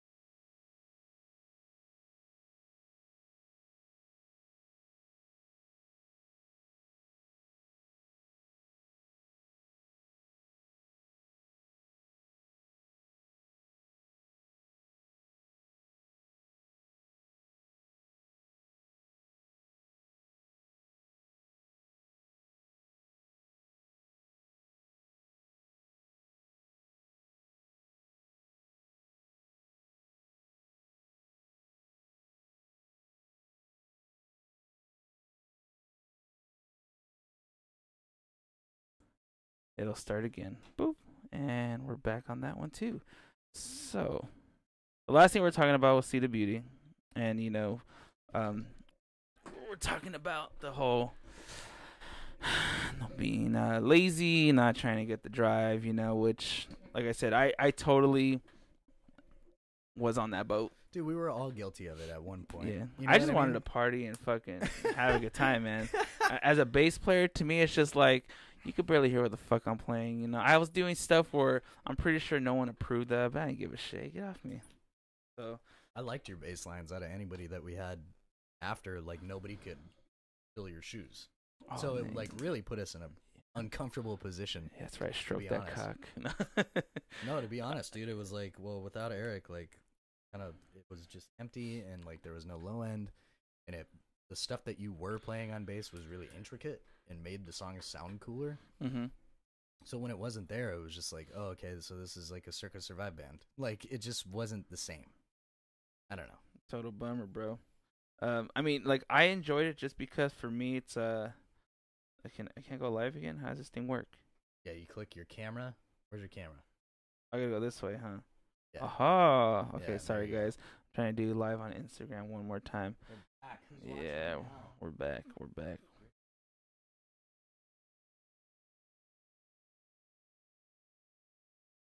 Sad face, cry face. I don't know. Evan. I don't know, but hello. So anyone on Instagram, you can see my dog just chilling. But yeah, so I mean, like, cause for me, when it comes down to music, like, I just love playing stuff, like, and I always go back to like stuff that I listened to. Like when I first got into music, it was Metallica, Pantera, and all that stuff. Real metal. And I used to get made fun of because I could literally only play intros of songs. What do you mean? Like I will literally like Enter Sandman, just the intro? Yeah, like I'll just play the intro and I'd be all fucking stoked because I'm like, all right, I just wrote fucking I just played the intro to Enter Sandman, and that's it. Like that's all I could literally do. So and then now I look at how I am compared to how I used to be. And it's like 15 years of guitar experience, and it's like, man, I got fucking pieces of music I wrote and all this shit, stuff that I've collabed on, and so it's pretty crazy to see where you go. You got a lot of when cool you start. homies, dude. You got a lot of homies that really like did it. You know what I mean? Like Yeah. that did the touring thing and really were active. Like Nicholas Stewart calling you out. yeah, dude. You had a circle of homies, and to tell you the truth, dude, the See the Beauty times was fun. I was partying too. I would get lazy. It was all about like, oh, let's get girls and party. Definitely a highlight of my life. Dude, we would practice, and then after practice, dude, I would grab my bottle. You and me were the ones that were always drinking during practice. I was always bringing whiskey, and then I'd go next door to the cheese and the panty soakers room. Oh shit! And Nick Ursich and like Nick Stewart would be there, and we'd just chill and get drunk. You know what I mean? And like just hang out and bullshit. It was the scene at the time, and like I said, it was cool. But one of the questions I wanted to ask you, now that we're talking about this stuff in the past. Oh, Nick Ursich is from Volumes, and Nick Stewart's from As Blood Runs Black. Just to throw that out there. So it was like a really cool go support unit. Cool, like it was a cool environment to be at that time because there were a lot of like key players that were really coming up, like just getting going and stuff like that. As Blood Runs Black was a little bit on the way out, but Volumes was like just starting to pick up momentum, and they're freaking huge now and everywhere. Oh yeah, love their stuff. And we had a lot of support, and we could have done it if we had our heads on straight like those bands did. Yeah, they had their marketing down, they had their everything down. You know what I mean? Like they treated it like a business, and we were kind of like, oh, let's party and get babes. You know? I couldn't get babes, so I can care less. I was there to see how fast my fingers could fly, see if anyone smiled. There you go. Yeah. What were you gonna say? I was gonna say so.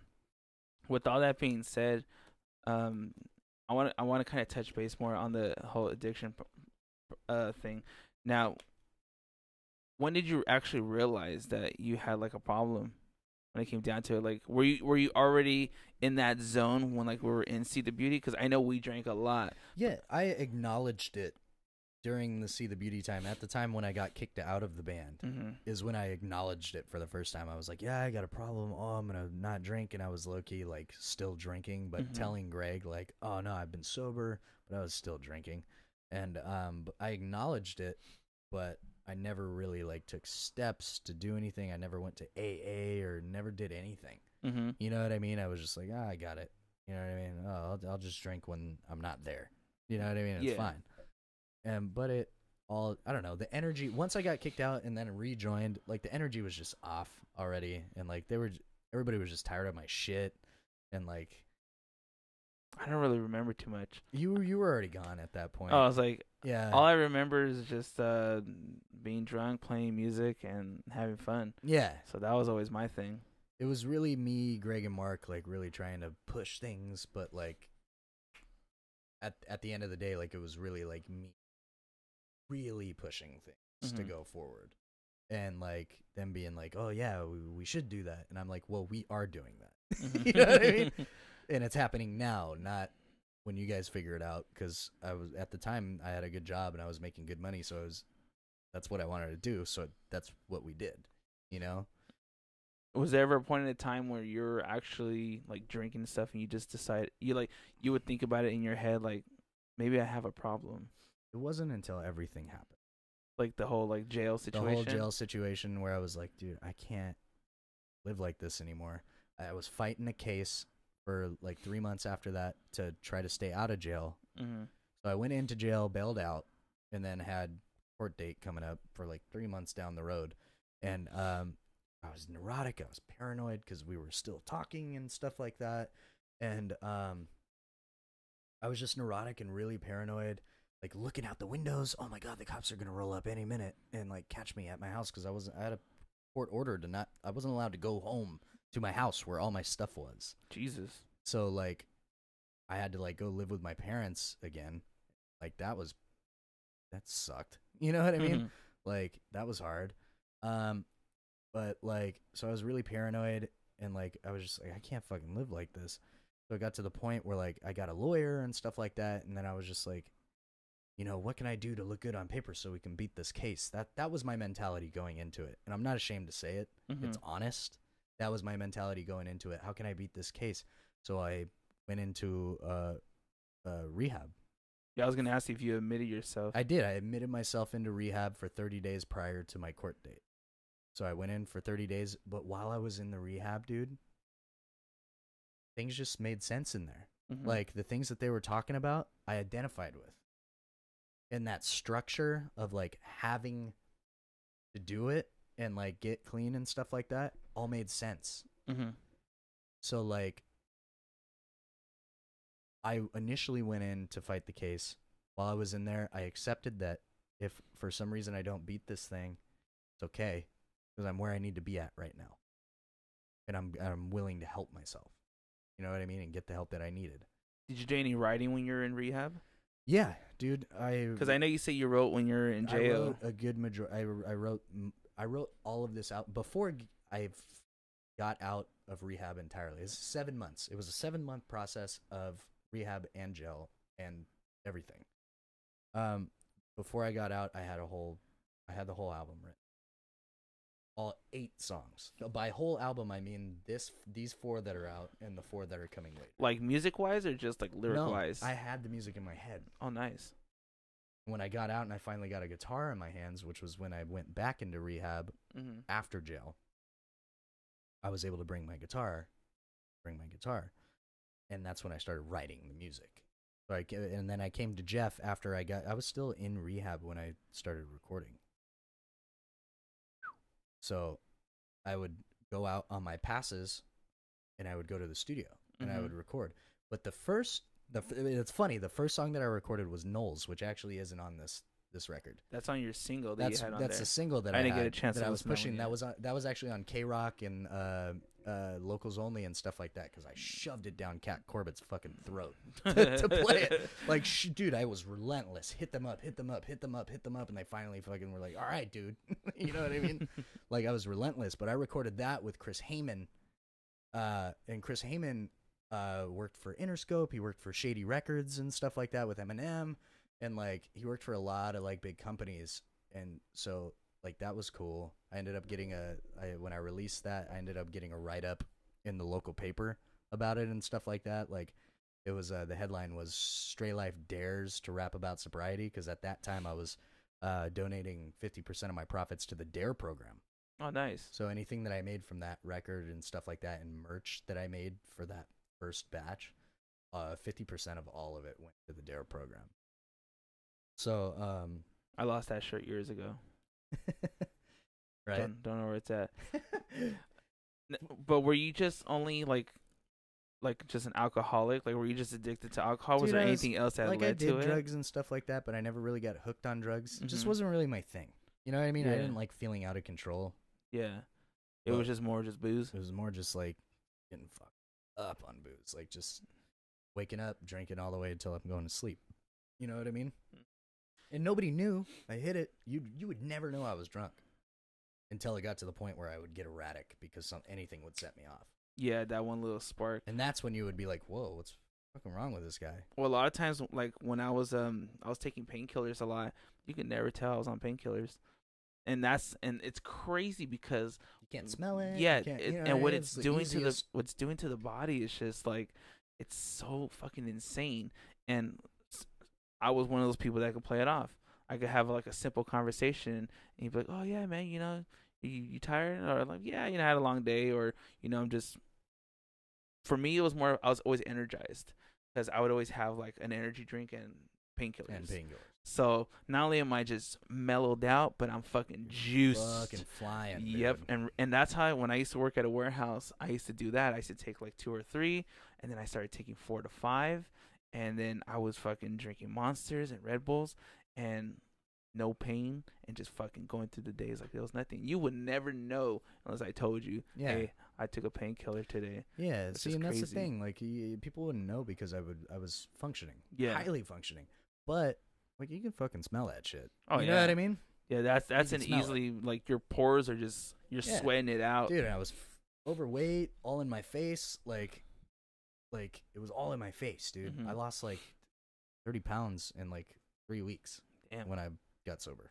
Like, it was gone, dude. Like, it was all that alcohol weight. Like, my hands weren't swollen and puffy anymore, and like jawline. Like, I have a jawline now. You know what I mean? It's these goddamn beers. It's giving me this. Yeah, dude. It's I weird. call this a no necking. No necking. That's when you don't have a neck. But yeah, dude. It was the best thing that ever happened to me, man. If I wish I could change the violence and stuff like that. Yeah, But the whole experience, I wouldn't change. that was actually one of my questions. If you could go back and change anything, would you?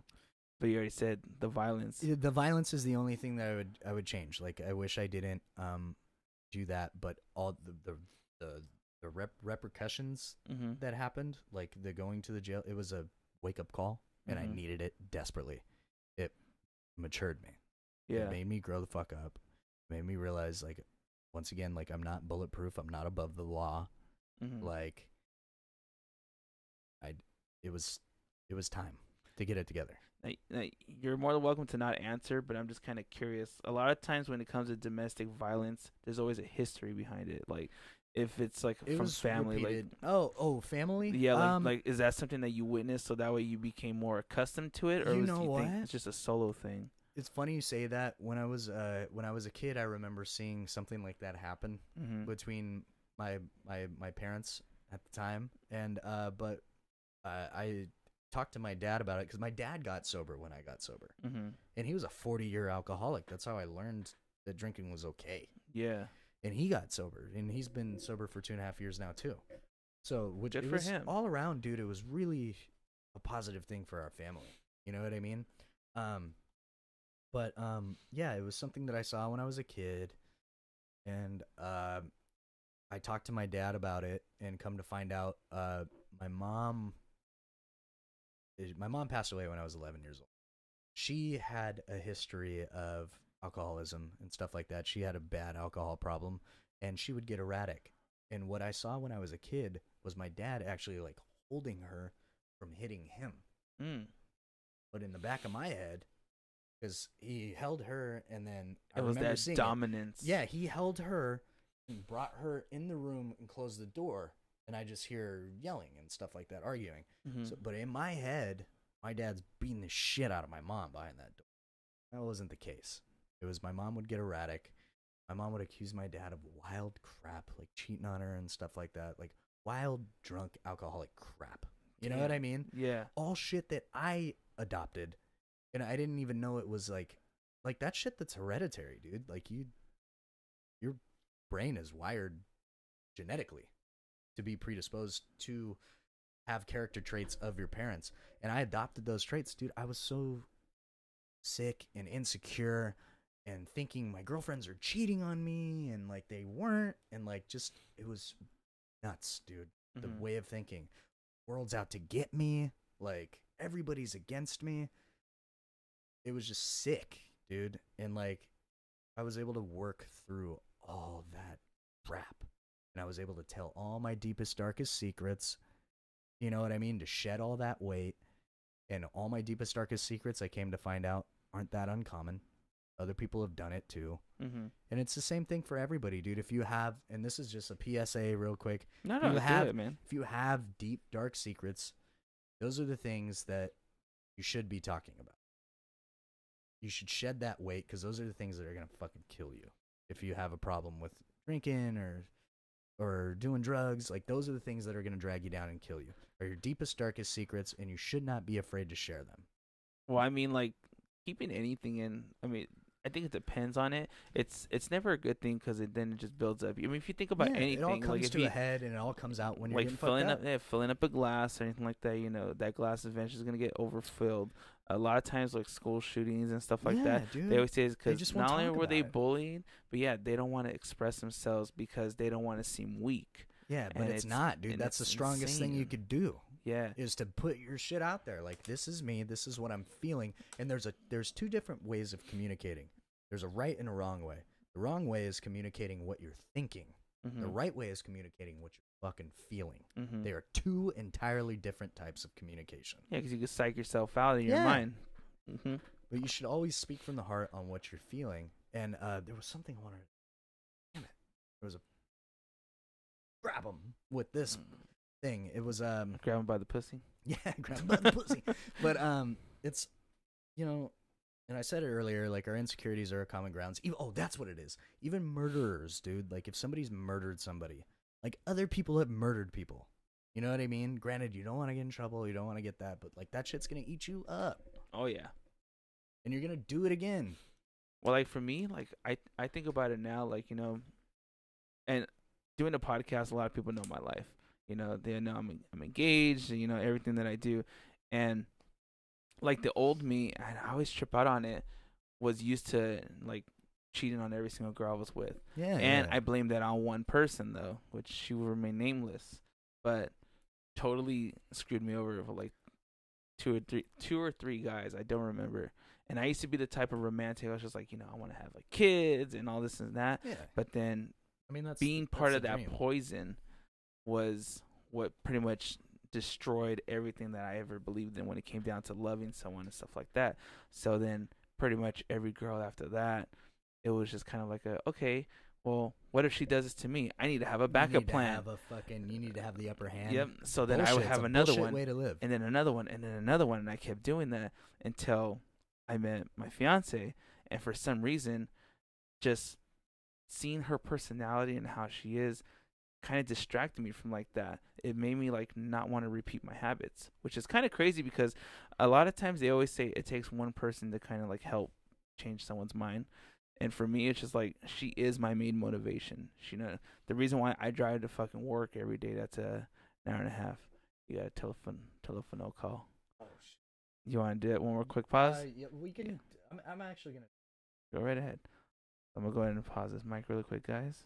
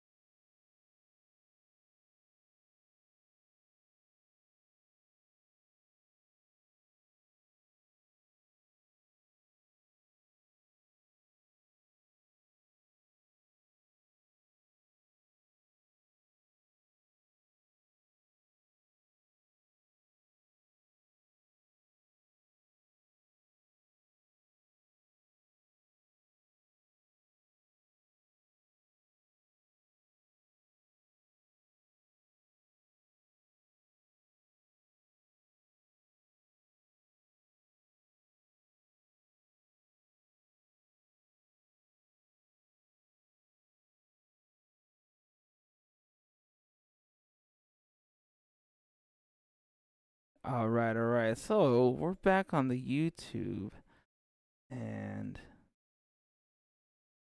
all right, back on the audio. So one more time, guys. Sorry for the inconvenience. Um, we're just things are happening, daily life, and going pretty strong though. We're at and as of now, it looks like about a little over an hour and a half, Nice. which is fucking great. So we'll start to wrap it up a little bit, but yeah, man, it's like I said, I already forgot what we're talking about, but I'm actually like really glad that we got to sit down and do this because, Me too. like I say, you've been through so much. We all kind of go through like a bunch of crap, and it all determines on how we want to deal with it. There's always two paths to whatever it is how we're doing, and whether it's something good or it's something bad. It's all in our head, kind of like. Or You we can let want it to drag you down, yeah. or you can fucking learn from your mistakes, man. And basically, what I've done is I've done my best to avidly seek out the learning process, and to develop it, and to really go full steam at it. Like I'm in a position now where like I'll call myself out on all my bullshit, mainly because I don't want you to do it to me. Yeah. You know what I mean? What is it? What's it? I'm Eminem 8-miling life right now at the end. I'm trying to think what's it called. It's something like attack. It's like God, I can't think of it. I'm pretty sure people are like yelling at me what the fuck it's called. Preemptive attack. Yeah, there it is. Basically, what I'm doing is just I'm calling myself out on all my bullshit, dude, and like it's healthy and it's real, So I'm just gonna keep doing it. It's working. You know what I mean? It's working for me. And like I said, and I think it's great because like a lot of times there are people that are possibly going through or have a possibility of leading the same direction that you did, whether it was domestic violence or, it's drinking and all that stuff. There are people that are in that predicament and they don't really have that hand to reach out to them to kind of be like, you could be pulled out of this fucking hole that you're just chilling in. You don't have to stay in here. And I think that's why I like doing the podcast also, because when I did it with Spencer, he talked about some of the dark stories he witnessed in rehab. Sure. Like I don't know, not relapsing, but just like just pretty much having to deal with not having anything. So it was pretty wild. And then like every person that I've had that's told stories, like I had my friend Wendy, and this is during the whole Harvey Weinstein thing. Ooh, and did she touch on some Me Too shit?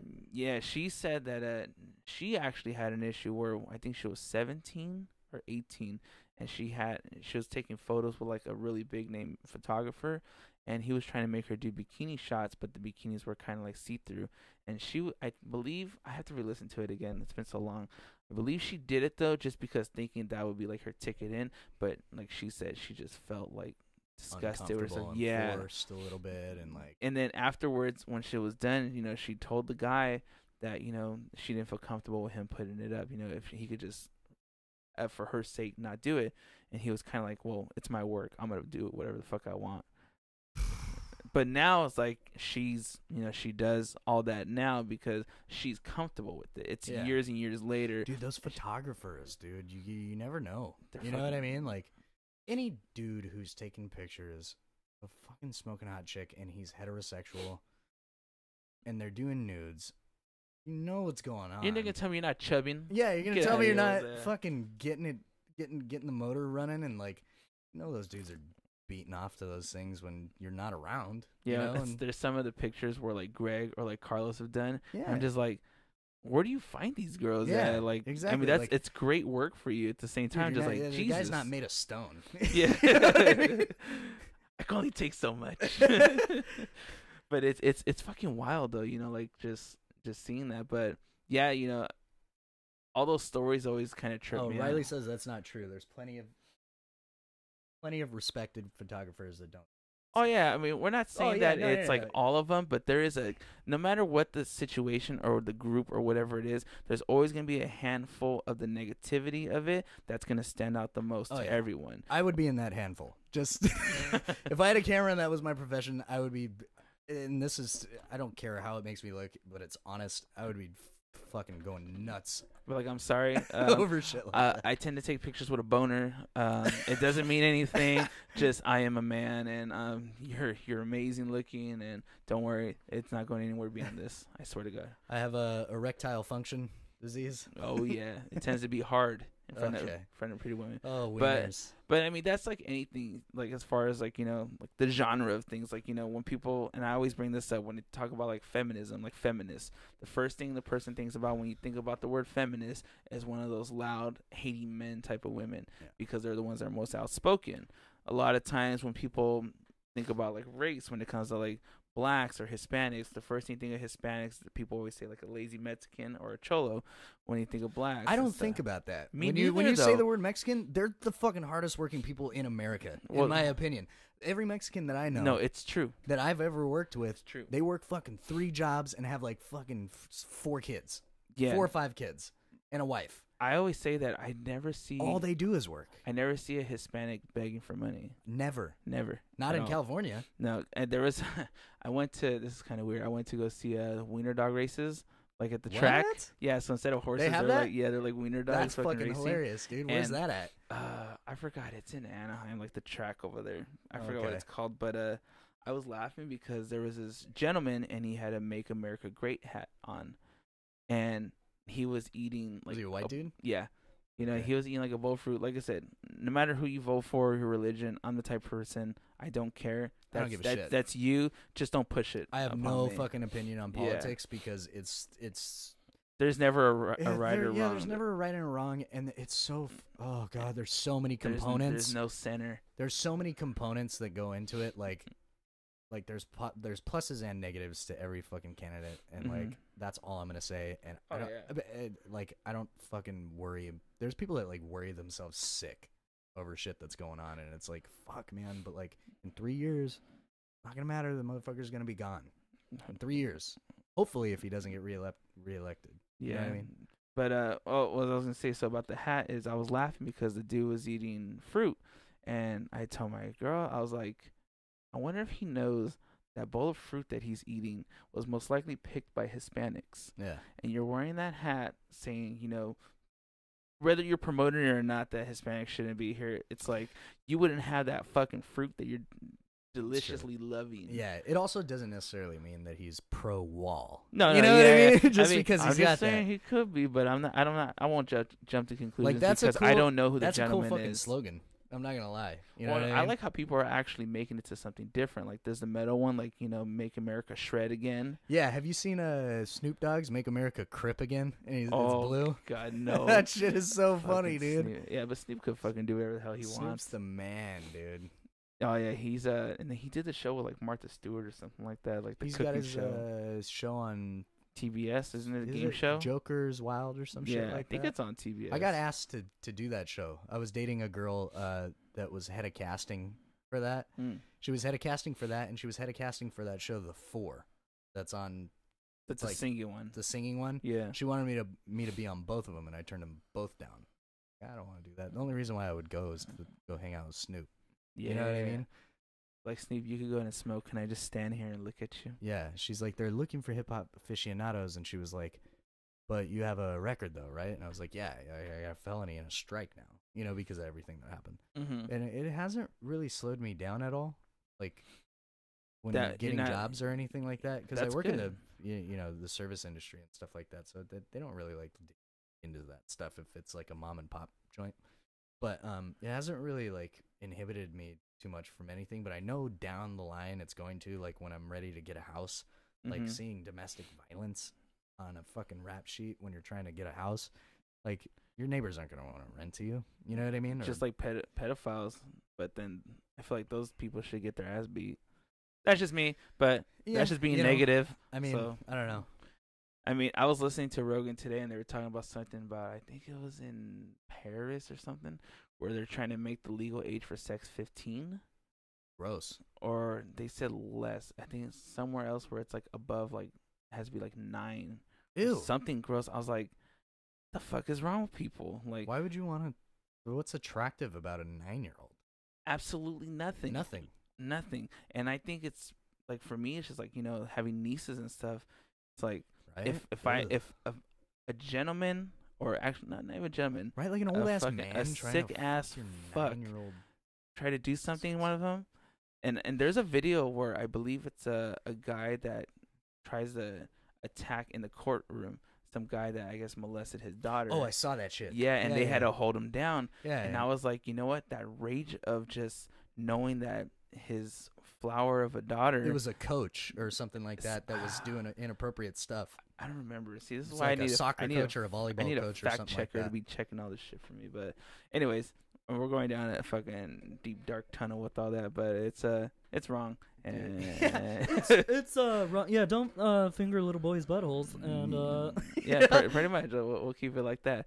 But so what are your plans right now? Then let's go to a more positive note for music wise. So now that you have the first album, good, which sounds great. Now I can't wait for the second one. See, now you got me all hyped up.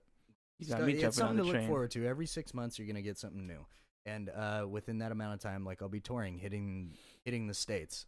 So you're taking it on the road. Oh yeah, dude. I'm in the midst of I haven't started yet, but I will be booking for June. Straight through. I'm gonna do. I cleared it with my job. I cleared it with my probation officer. Oh wow. Yeah, I'm still serving a 5-year prison sentence, dude, but on probation. If I fuck up or do anything against my thing, I go to prison for 5 years. Starts all over. So I've got 2 years under my belt. I'm good. I got 3 more to go on probation. What could be the fuck up? Like just having a drink or police contact of any type, like anything tickets? Violent related, not tickets, not. So like it just has to be over. something that's something part of related like your to paperwork. what's going on. You know what I mean? What happened? But what was I saying? Oh, what's coming next? Yeah, your tour for June. Yeah, tour. So it'll be June, July, August, September, October. Maybe take off December. You know what I mean? November and December, and then January, February, March, all the way straight through. A week every month. So I'll be home 3 weeks, gone for a week. Home 3 weeks, gone for a week. Week every month. Just hitting connecting states, hitting stuff like that. You know what I mean? Just really building the whole West Coast area. Just building awareness of the music, stuff like that. This is a real band. It's not just a YouTube thing. It's not just a this. You know what I mean? Like, got a band together now. I'm hoping these guys will continue to keep playing with me. Would you ever consider doing music and comedy as a complete? Man, yeah. On the side, aside from this, sure, that would be fun. Because there are a few like comedians that actually do music on it, so it's fucking funny. That was like one random thing I wrote down. That'd be cool to integrate. Hell yeah, man. I'd be totally on board.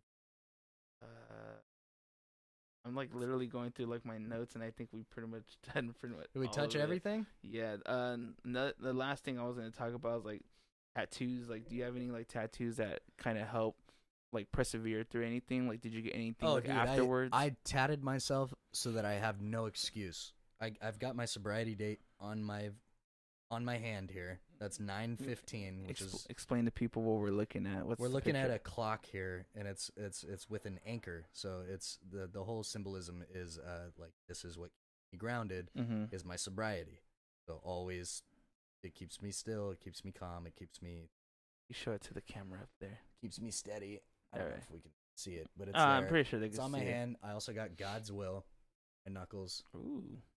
To keep me constantly. Riley actually has God's will on her hand, and that's where I got the idea from.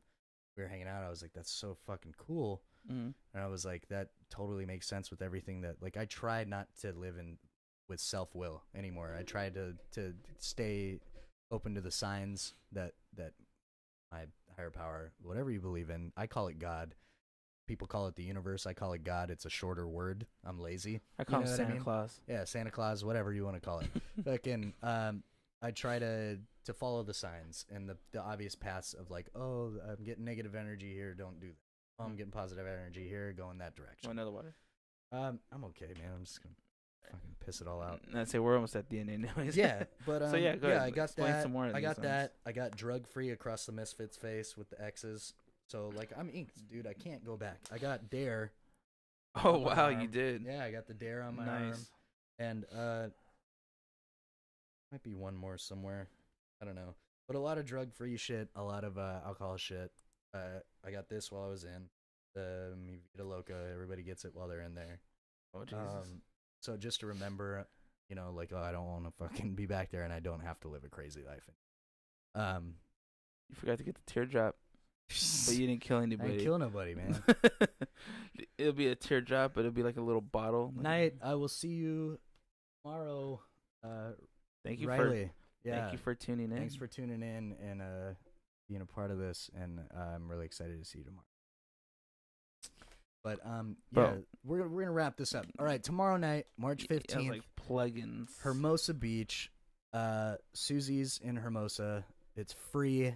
Starts at 8 p.m. We got 3 comics going up, introing the set. We've got a DJ spinning in between. Horizon Lines playing. Very talented friends. Very great band.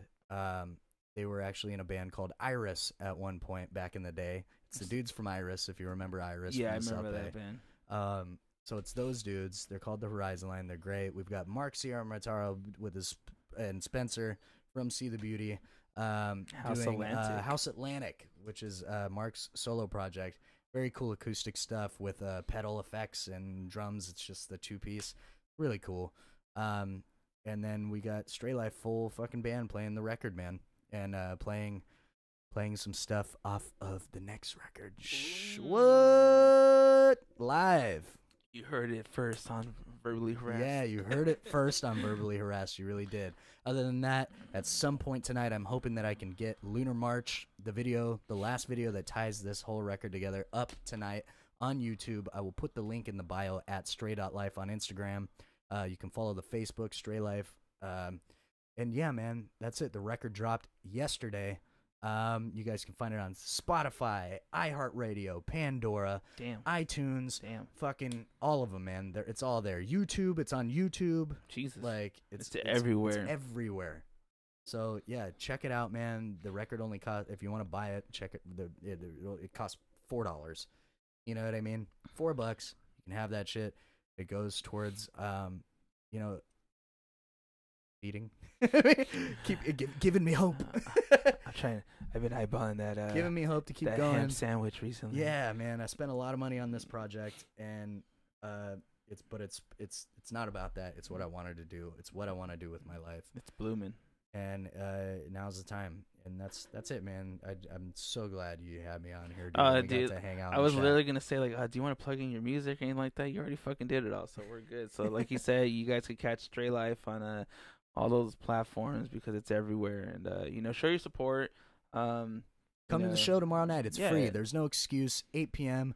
All ages. If you got kids, bring the kids. It's kid friendly. March 15th. Remember. March 15th tomorrow night. Hermosa Beach, Susie's. That means I gotta post this up by tomorrow morning. 8 p.m. Shit. That's it. You got a lot of work. Yeah. I gotta piece up those gaps, but it's all good. I mean, everything went pretty smooth. So, well, for everyone listening, actually for you, thank you for taking time to be on this, dude. I greatly appreciate it. I'm extremely happy to see where you're going with the music.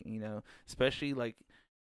This is another episode where I'm just like fucking mind blown just hearing like the darkness that you were in and like, hey, stop licking him. Sorry, dog's licking him. And just to see like where you're at, dude, it's such a crazy transition, but it's such a positive thing and it's great to see it. Like I said, you're one of my closest friends. I mean, everyone friends that I've been in bands with and stuff, they're family to me. Totally, so, like you say, we want to see each other succeed. That's it. We want to see each other happy and succeed, and the feeling's mutual, man. Anything I can ever do to help, all you got to do is call. I might need a few more posters. Car breaks down, whatever. You know what I mean? That shit just broke down on Friday, but that's a long story. Well, I got you, man. Anytime you're struggling with anything, all you got to do, you need to hash some shit out, talk to somebody. I got you. Anytime. That goes for fucking anybody out there that's listening to this that has anything to do with my life or we're close connected. It doesn't even have to be close, dude. Reach out to me. I'm not too busy. I'm not a fucking rock star. I don't want to be a rock star. I'm just a dude like you. You know what I mean? And that's it. And I've been there. So anything you're going through, you're not alone.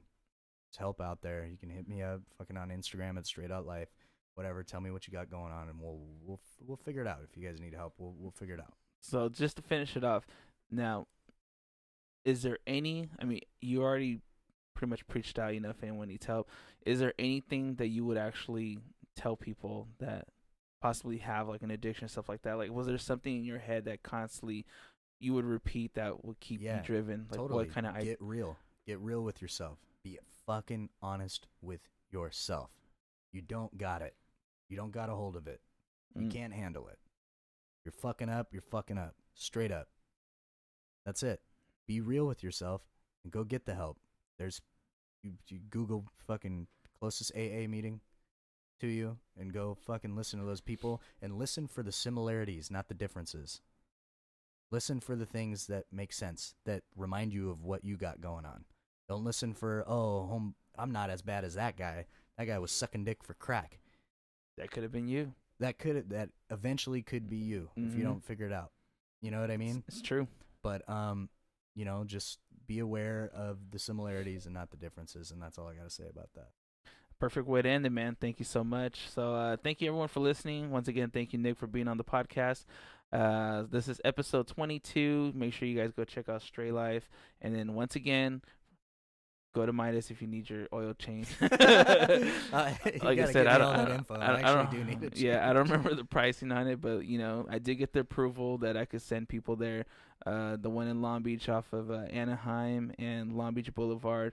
Ask for Luis, that's my brother, and just let him know that you want the oil change special that you heard about on Verbally Harassed podcast, and I'm pretty sure he'll know what you're talking about because I got the approval. So finally, one baby sponsorship down. None to go. Many more to go, man. Hopefully. Just keep it consistent, man. Thanks for having me on. Oh, yeah, I of really course. Appreciate it. And so hopefully at the end of this, I'll have some of your music playing. Give me a little snippet, and I'll fucking throw it in there so everyone could get a little taste of it.